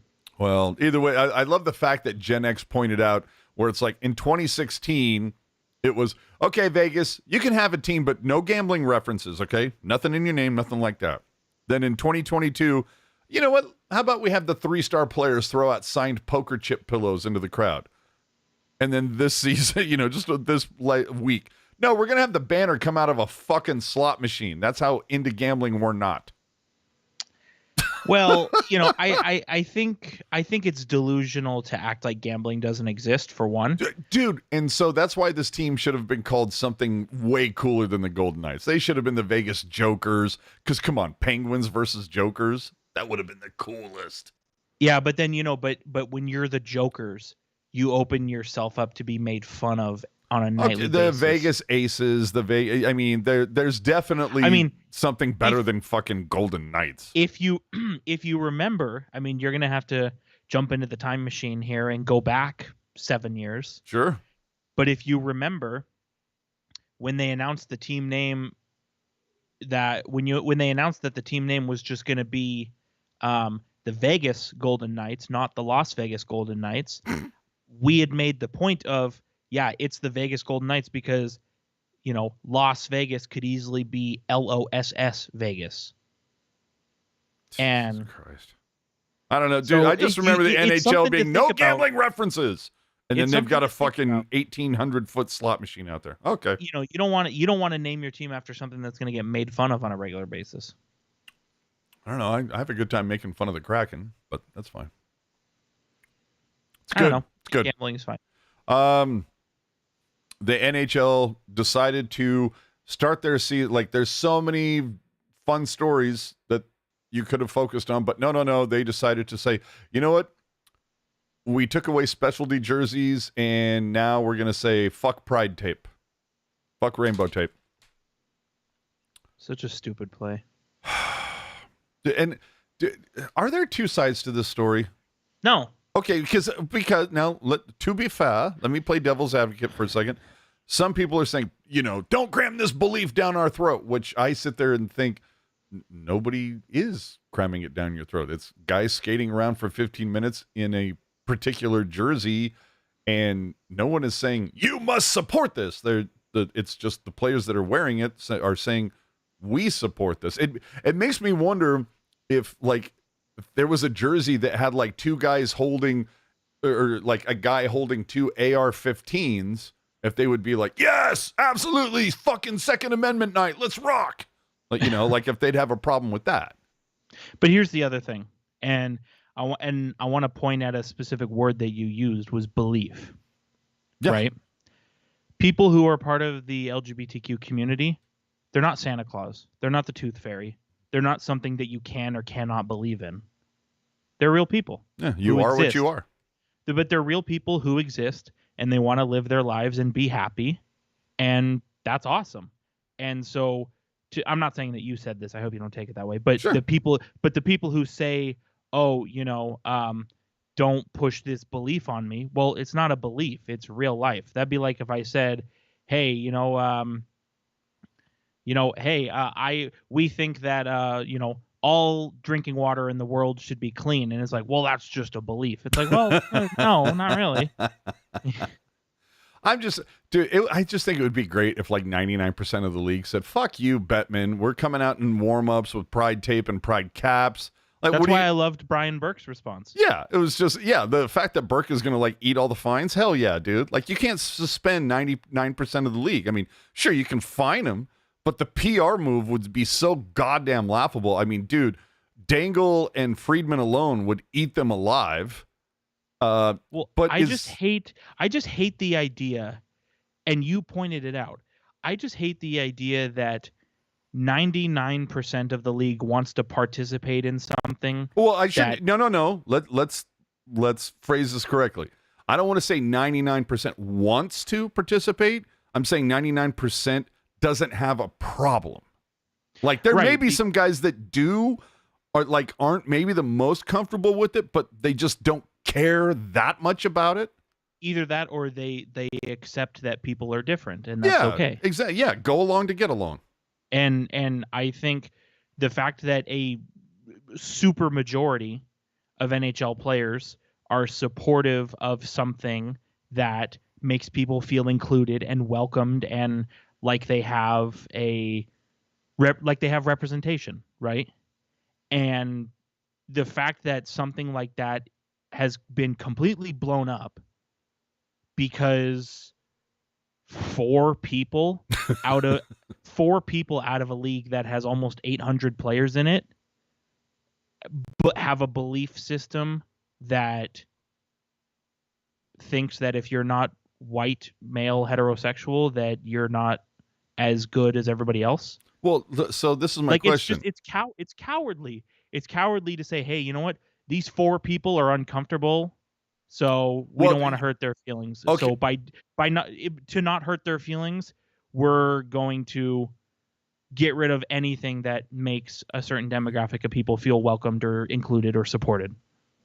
To be fair, no, I don't think there's a to be fair. No. I think there is a to be fair in. Stop saying it like that. I watched too much Letterkenny.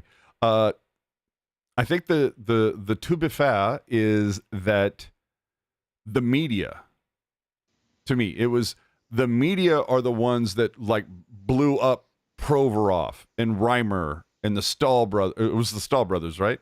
Mm-hmm. Yeah. They didn't grasp on to the 99% who said, this is great. This is awesome. Like, look, it's like, I support everybody to do their own thing. Like, you might not agree with it.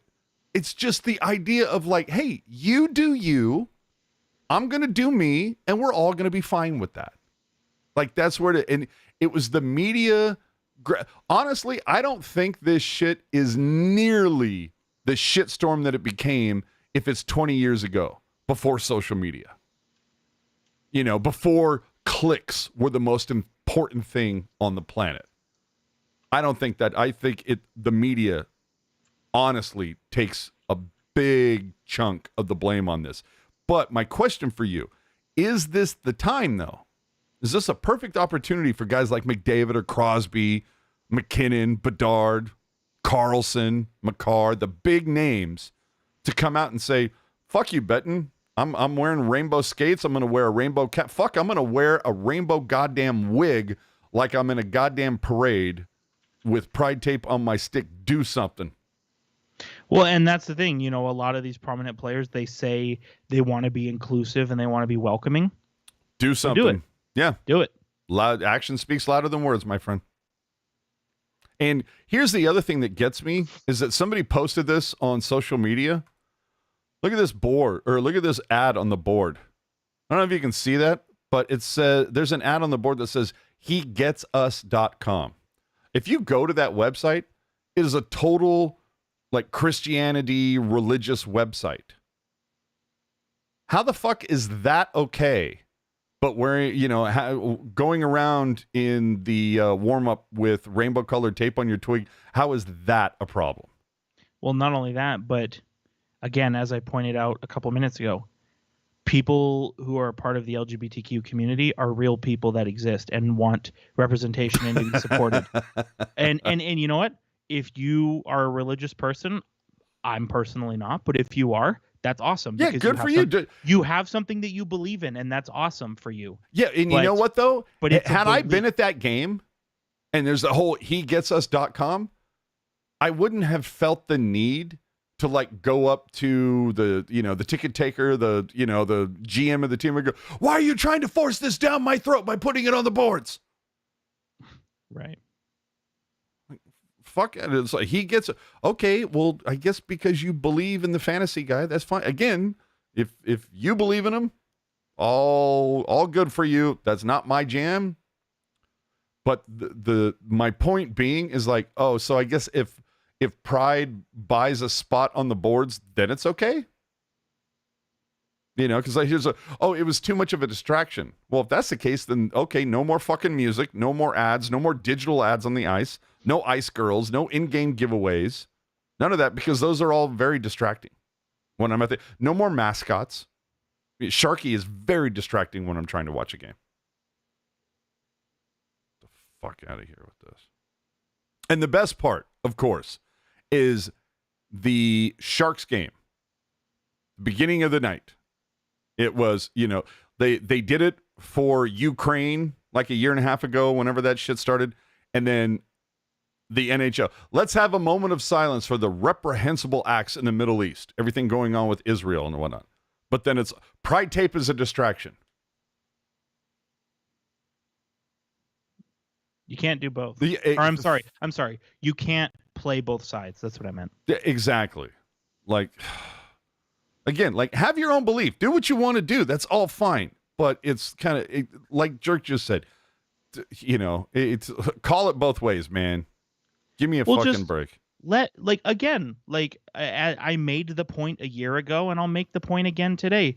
I'm not a religious person. My personal belief is that if you believe in religion, you're not making the smartest choice. But you know what? It's not your choice. What do you care? But you are a religious person. Being religious is a part of who you are. And you know what?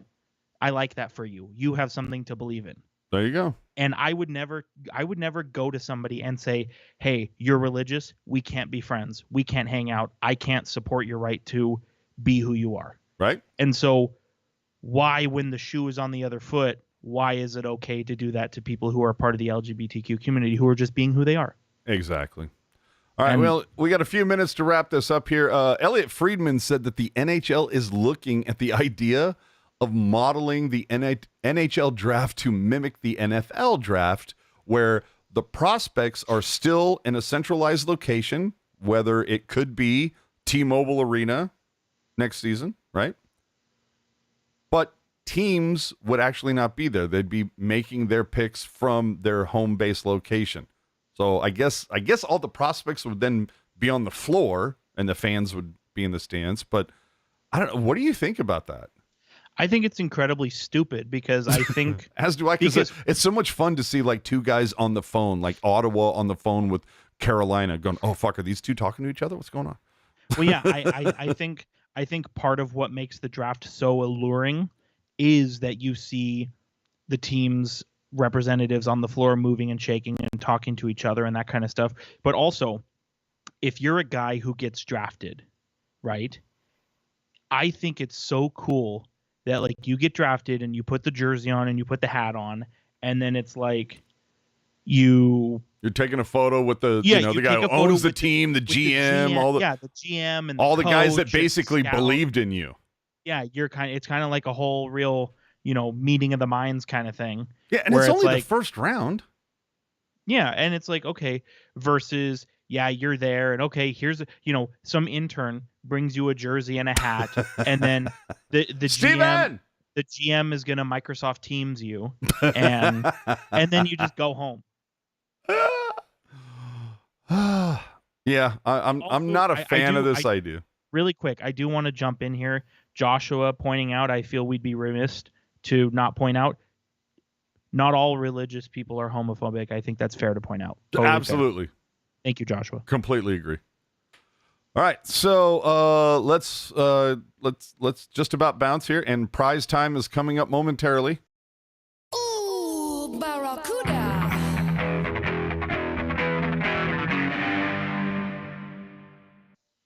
You thought what? All right.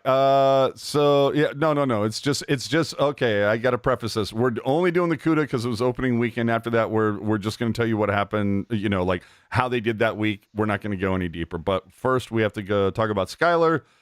$2 from here. Thank you so much for the donation. Save time, not waiting. 15 scouts walk the podium. It's 3 hours a year though. Yeah. You know what I mean? Yeah. It's a fucking like the like 365th day out of the year. Who gives a shit? Yeah, like the people who watch the second or watch day 2 of the draft will know the picks are made from the command center tables. Yeah. And, they might flash the prospect if they're there on the video screen and they say, hey, hello. And then, it's kind of highlight like reel. Bye-bye. Yeah. All right. Barracuda. So interesting weekend. Big time for the CUDA. Split a pair against the Rockford Ice Hogs. The 7-2 loss, but then a 7-2 win. Justin Bailey right now is your CUDA point leader at 4. Weisblatt nearly killed a guy on opening night at TXU, taking a 5-minute major, a match penalty, ultimately gets a 3-game suspension. Sabrin, though, took a misconduct in game 2, so I guess the CUDA are averaging 1 major infraction per game, so entertaining, no? Speaking of the CUDA, though, Ian Reed will be speaking with the voice of the Barracuda, Nick Nolenberger, this coming week, I believe on Wednesday, so that's either going to be showing up Wednesday or Thursday on your feed. Be on the lookout for that. Hit the subscribe and notification bell to know when that happens as soon as it drops. I'm sure they're going to get into the games from the opening weekend at TXU and the fact that they named 5 alternate captains as their leadership group and none of the players that they named were here last season. So it maybe does that lend any credence to the idea of the culture not being great? We all heard what happened with Martin Kaut. I'm just wondering. Just asking questions here, people. Yeah. Finally, the CUDA did announce earlier this week they will have 3 games televised locally on NBCS California, your home for the San Jose Sharks. And for the peeps in back that are posting like, oh my God, this is brand new information. We had this 18 months ago, guys. You go back to March 22. You'll see we did an interview on Teal Town, USA, an exclusive interview. They said they were actually working on getting 8 to 10 games to go last season. Didn't happen. But hey, 3 games this season, we'll take it, man. Small steps, people. So let's get into the prize cabinet. And I'm going to do it like this, guys. We have 24 bobbleheads. We have 36 lunch boxes. We have 50 jerseys. Those aren't real numbers, are they? Those are absolutely real numbers. Holy shit. So, this is the way it's going to work, people. For this weekend, for opening weekend, might do a special occasion, like maybe Thanksgiving, maybe Christmas, somewhere in there, maybe Valentine's, if we feel the love. But first episode of the Pucknologists this season, we're going to do a 3-fer. This is going to be the hat trick. Okay, this is going to be for a bobblehead, a lunchbox, and a jersey. Here we fucking go. So it's like an opening weekend prize pack then? You got it. The opening weekend hat trick prize pack. Tell me another podcast that is doing this, people. Tell me another podcast that has too much shit that they need to get rid of. You're absolutely right. So, how many penalties? The Sharks are playing 3 games this week. We got Carolina at home. We got Boston at home. And what's the other one? Jesus, is that Nashville? Yes, at Nashville. Sorry, Jesus Christ. Whoever printed this schedule, Steven, refill the ink cartridge, will you? So, Carolina, Boston, Nashville. 3 games this week. How many penalties will the Sharks draw over the next 3 games? Now, before you start putting in guesses in the chat, that's not the way it works. This is a future prediction for the prize pack. So, You send your guesses. Email hockey_jerk10 at No underscore. Oh, so it's just hockeyjerk10? Yep. Oh, did that change? No, it's always been that way. Oh, I must have conflated it with your Twitter handle. Okay, that's my bad. So hockeyjerk10 at gmail.com. That's it. Don't put it in here. Don't put it in here because it's not going to count if you put it in the chat. All right. How many penalties to hockeyjerk10 at gmail.com? That's where your answers go. How many penalties will the Sharks draw over their games versus Carolina, Boston, and Nashville? And here's the fun part on this one. You can go over. If they draw 7 penalties and your guess is 8 and somebody else guessed 6, you win. Interesting. You can go over. The other thing we're going to do here, just to make it more fun. Just out of curiosity, why? Because we want to make it fun. Okay. The other thing we're going to introduce here, halves. So if you're like, fuck, I'm not sure if they're going to get 7 or if they're going to get 8. If you want to guess 7.5, that guess counts. So we're going to throw in halves. That's only for this weekend. All right. That's only for opening week. We're just getting a little freaky here, a little interesting. I already got an email. There you go. So yeah, pineapple is my safe word. So we're just getting a little freaky for the opening weekend. So again, over the next 3 games versus Carolina, Boston, Nashville, how many penalties will the Sharks draw over those 3? You can be, it's whoever's closest to the actual number, and you can have halves. Your answers must be submitted by 5 p.m. Pacific on Tuesday, October 17th. So, a couple hours before puck drop for the game against Carolina. Worth mentioning as well, and correct me if I'm wrong, it's only minor penalties. Or I should say, let me back up. It's penalties that aren't fights or misconducts. No, those count too. I don't like that. That's so dumb if you ask me. If it shows up on the NHL.com website, if it says, oh, the Sharks, because a fight is not drawing a penalty. That's just fighting. Okay, you know we're going with the NHL.com thing. So if I when I log on to NHL.com next Sunday morning, I'm going to look at those 3 games and I'm going to tally it all up. That's what I'm doing. So if it says 1 of 4, okay, they drew 4 penalties. And then the next one, they went 0 for 3. Okay, that's 7 penalties. And then the next game, they didn't draw any. Well, then it's 0 for 7. It's whatever NHL.com says. Okay, got it. So Does that then make sense? It is penalties that aren't fighting or misconducts then. There you go. Okay, cool. And Trey Bone saying, "Can I do now?" Absolutely, you can. Yeah, email it or DM it on Twitter, whichever. Yeah, hockeyjerk10 at gmail.com. If you want to do the Twitter machine instead, hit them up there, hockey_jerk. There you go. Again, this is going to be the hat trick, the triple play, if you will. 1 bobblehead, 1 box, 1 jersey. And look, if 8 people guess correctly, then all 8 people win something. So you said it's a bobblehead, a jersey, and a lunchbox. Is that what you said? You got it. Okay. And so that's prize pack. Yeah. So total prize pack. Again, we might around the Sunday following Thanksgiving, if we're feeling a little extra thankful, we might do another hat trick one during the holidays, Christmas. Probably do another one. But just to let you know, every Sunday that we're here for you on the Pucknologists, including After Dark Takeovers, every week we're giving out something, whether it's a lunchbox, a bobblehead, a jersey, or the hat trick. Fuck, I might even throw something else in there that could be a little more interesting. But yeah, it's a lot of, there's not going to be any of this like look me up on Wikipedia shit. It's going to be you have to predict the future correctly in order to win, just to let you know. So coming up this week, the Sharks are going to finish up their 4-game homestand versus Carolina and Boston, as I just said. Then they're going to head back east for 5 on the road, starting in Nashville. And the Barracuda will play a pair in Henderson next weekend. Again, Ian Reed's going to be talking to the voice of the CUDA this coming week, so check it out for that. finally, we have the tweet of the week, as we always like to finish up with the tweet of the week. And the Fanatics are already fucking up Erik Karlsson.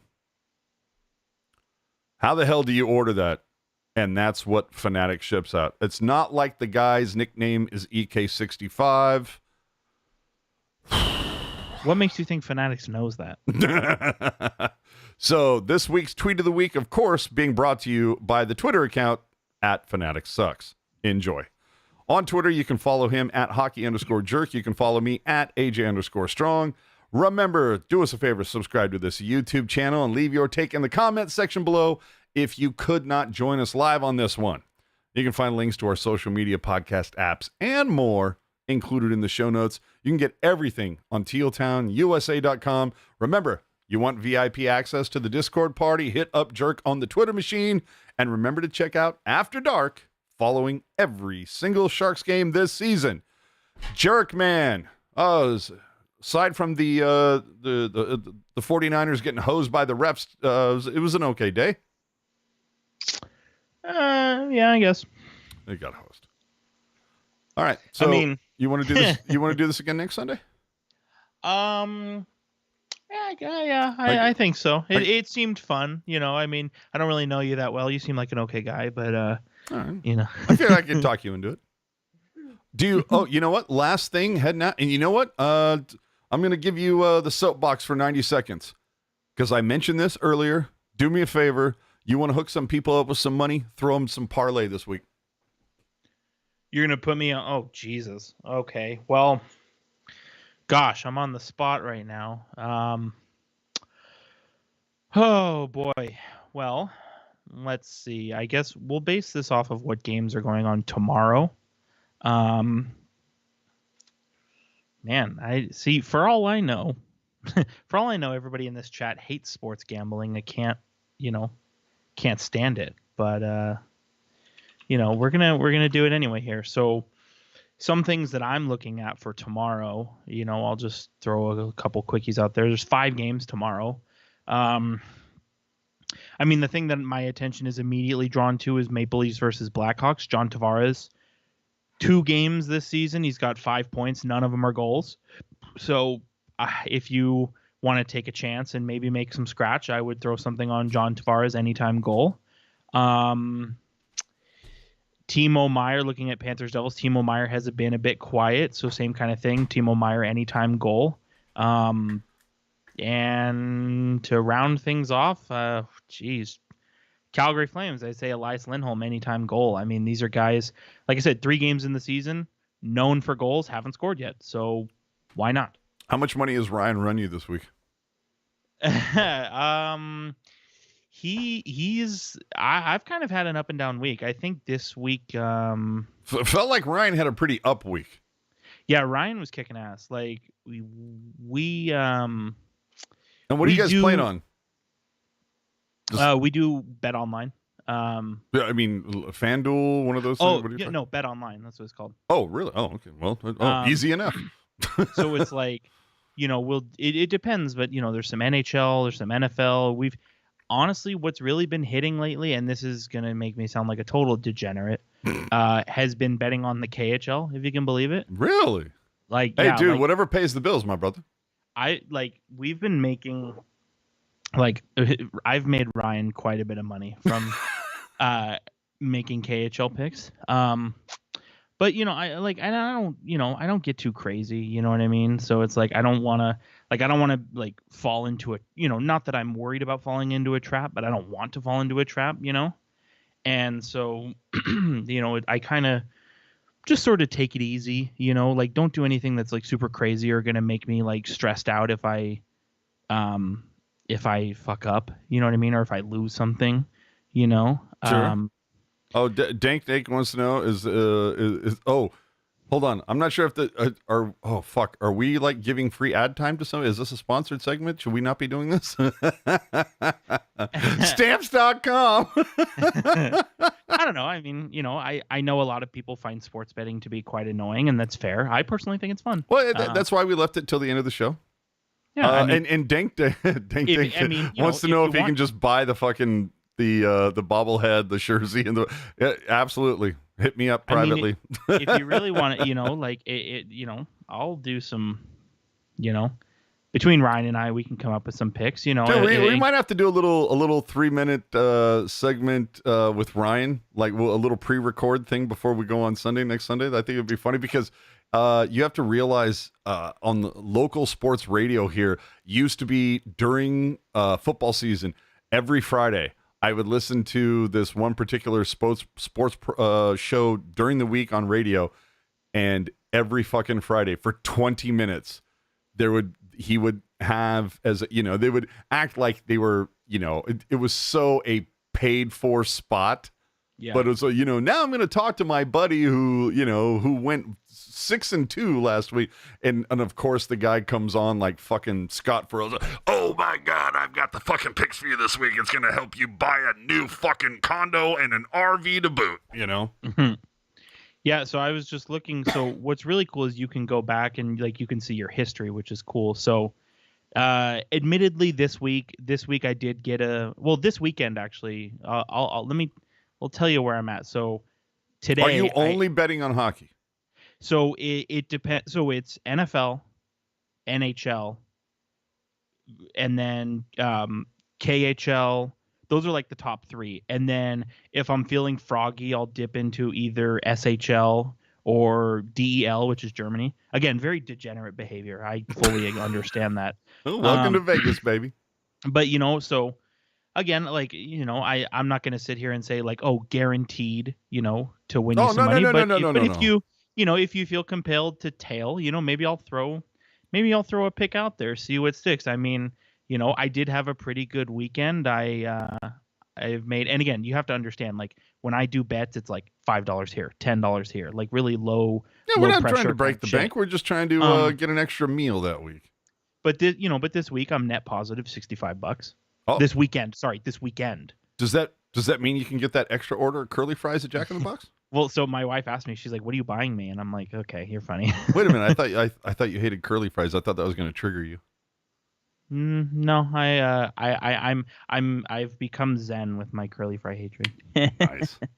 But no, it was a really good weekend. Especially Friday I was humming. I was feeling it, and then basically Saturday and today were kind of a wash. All right. But I definitely, again, I hate sounding like a snake oil salesman, but I definitely do feel like I'm net positive. And it's really key to mention that, because people, when you talk about gambling, people love to talk about wins and losses, and they say, "Oh, I won $200," but they don't say how much they lost. Tell you that they bet 300. So whenever I talk in gambling terms, I always say net positive, net negative, just to really kind of get you. So like I said, this weekend, net positive, like $65. Last week let's see. Last weekend I was net negative. Last weekend was a bad weekend. But I think what we're saying here could be a new segment for the show. Maybe. I mean, here's the thing. I don't want to inundate people all too much, because I know a lot of people. Well, no. Really this is not going to be about gambling, but I shouldn't say that. It's not going to be a new segment for the show. It just might be a check-in at the end of the show before we leave. Is Jerk net negative, net positive this week, and he can and he can sit there and go, "Hey, you know what? This week net positive 45." Okay, everybody, if you want to follow him and learn what he's doing, at @hockey_jerk on the Twitter. Well, and so here's the other thing is the website that I use, like I said, it tracks your betting history, but it tracks it by day, right? And so I'm in kind of a weird, I'm using air quotes here, my week is kind of a weird range, because of how far back my history goes and when it started. My week, the beginning of my gambling week is Thursdays, which I guess coincides with Thursday night football. Oh, yeah. You get Thursday night football, then, you get the Saturday college and blah, blah, blah. And so I tried to do it that way, where it's kind of start the gambling week off with a notable event. You know what I mean? So that's kind of how I'm looking at it. So, Yeah, this week. Yeah, so actually, no, I apologize. Thursday night football is the cap to my week. Thursday night football is like the main event. I misspoke there. Sounds good. So yeah, like this week so far, like I said, this week, which is Friday, Saturday, Sunday, if you're keeping score at home, net positive $65. Last week was net negative $63. A week ago was net positive $98. So you know what I mean? All right. So if you want to play the Hockey Jerk game, at hockey_jerk on the Twitter. And hockey from 808 on Twitter as well. That's Ryan. He throws a pick out there every now and again. Well, I'm sure you're going to give him a little retweety on that. Yeah, give him the jerk bump. And it's not sponsored too. So like you're not going to get any free bets by using promo code jerk or anything like that. But No, Ryan needs to start being like net positive $1,000 every week and then he can buy some space on the cast. Dude, I'll tell you what, like I don't want to speak for him, but he had a good weekend. Dude, I saw some of his picks. He was rolling, dude. Yeah, like every now and again he'll throw something out there and I'm thinking to myself, like he believes it. So I'm not going to shit on it, but there's a couple where I'm like, man, I'm like really polite. I'm like, you were a lot more bullish on that guy than I am. And then fucker hits it though. And then comes on like he's for 3 games in a row, he has gone to the Bedard 1+ point well. And it keeps working. Keeps paying off, dude. You know what I mean? Dude, when you pull that handle and it keeps lining up cherries and it's paying out, dude, what do? You keep pulling the fucking handle. Right. And so, okay, let's see. See, now I'm on the spot. You have me. No. You don't have to give it up. We're teasing that. And that's something that we'll, again, follow at hockey_jerk on the Twitter machine. And maybe he'll have something to share next Sunday. We'll find out. Other than that, we thank you so much for listening for this first episode. Did you say 8 seasons now? Yeah, this is season 8. Christ almighty. All right, so first episode of season 8.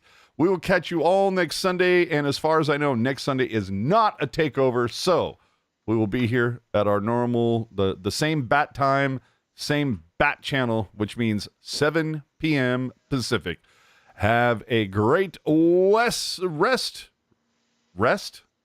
doesn't matter. The rest of your weekend shall be glorious over the next 3 hours. For those of you on the East Coast, a little later. Good night, everybody.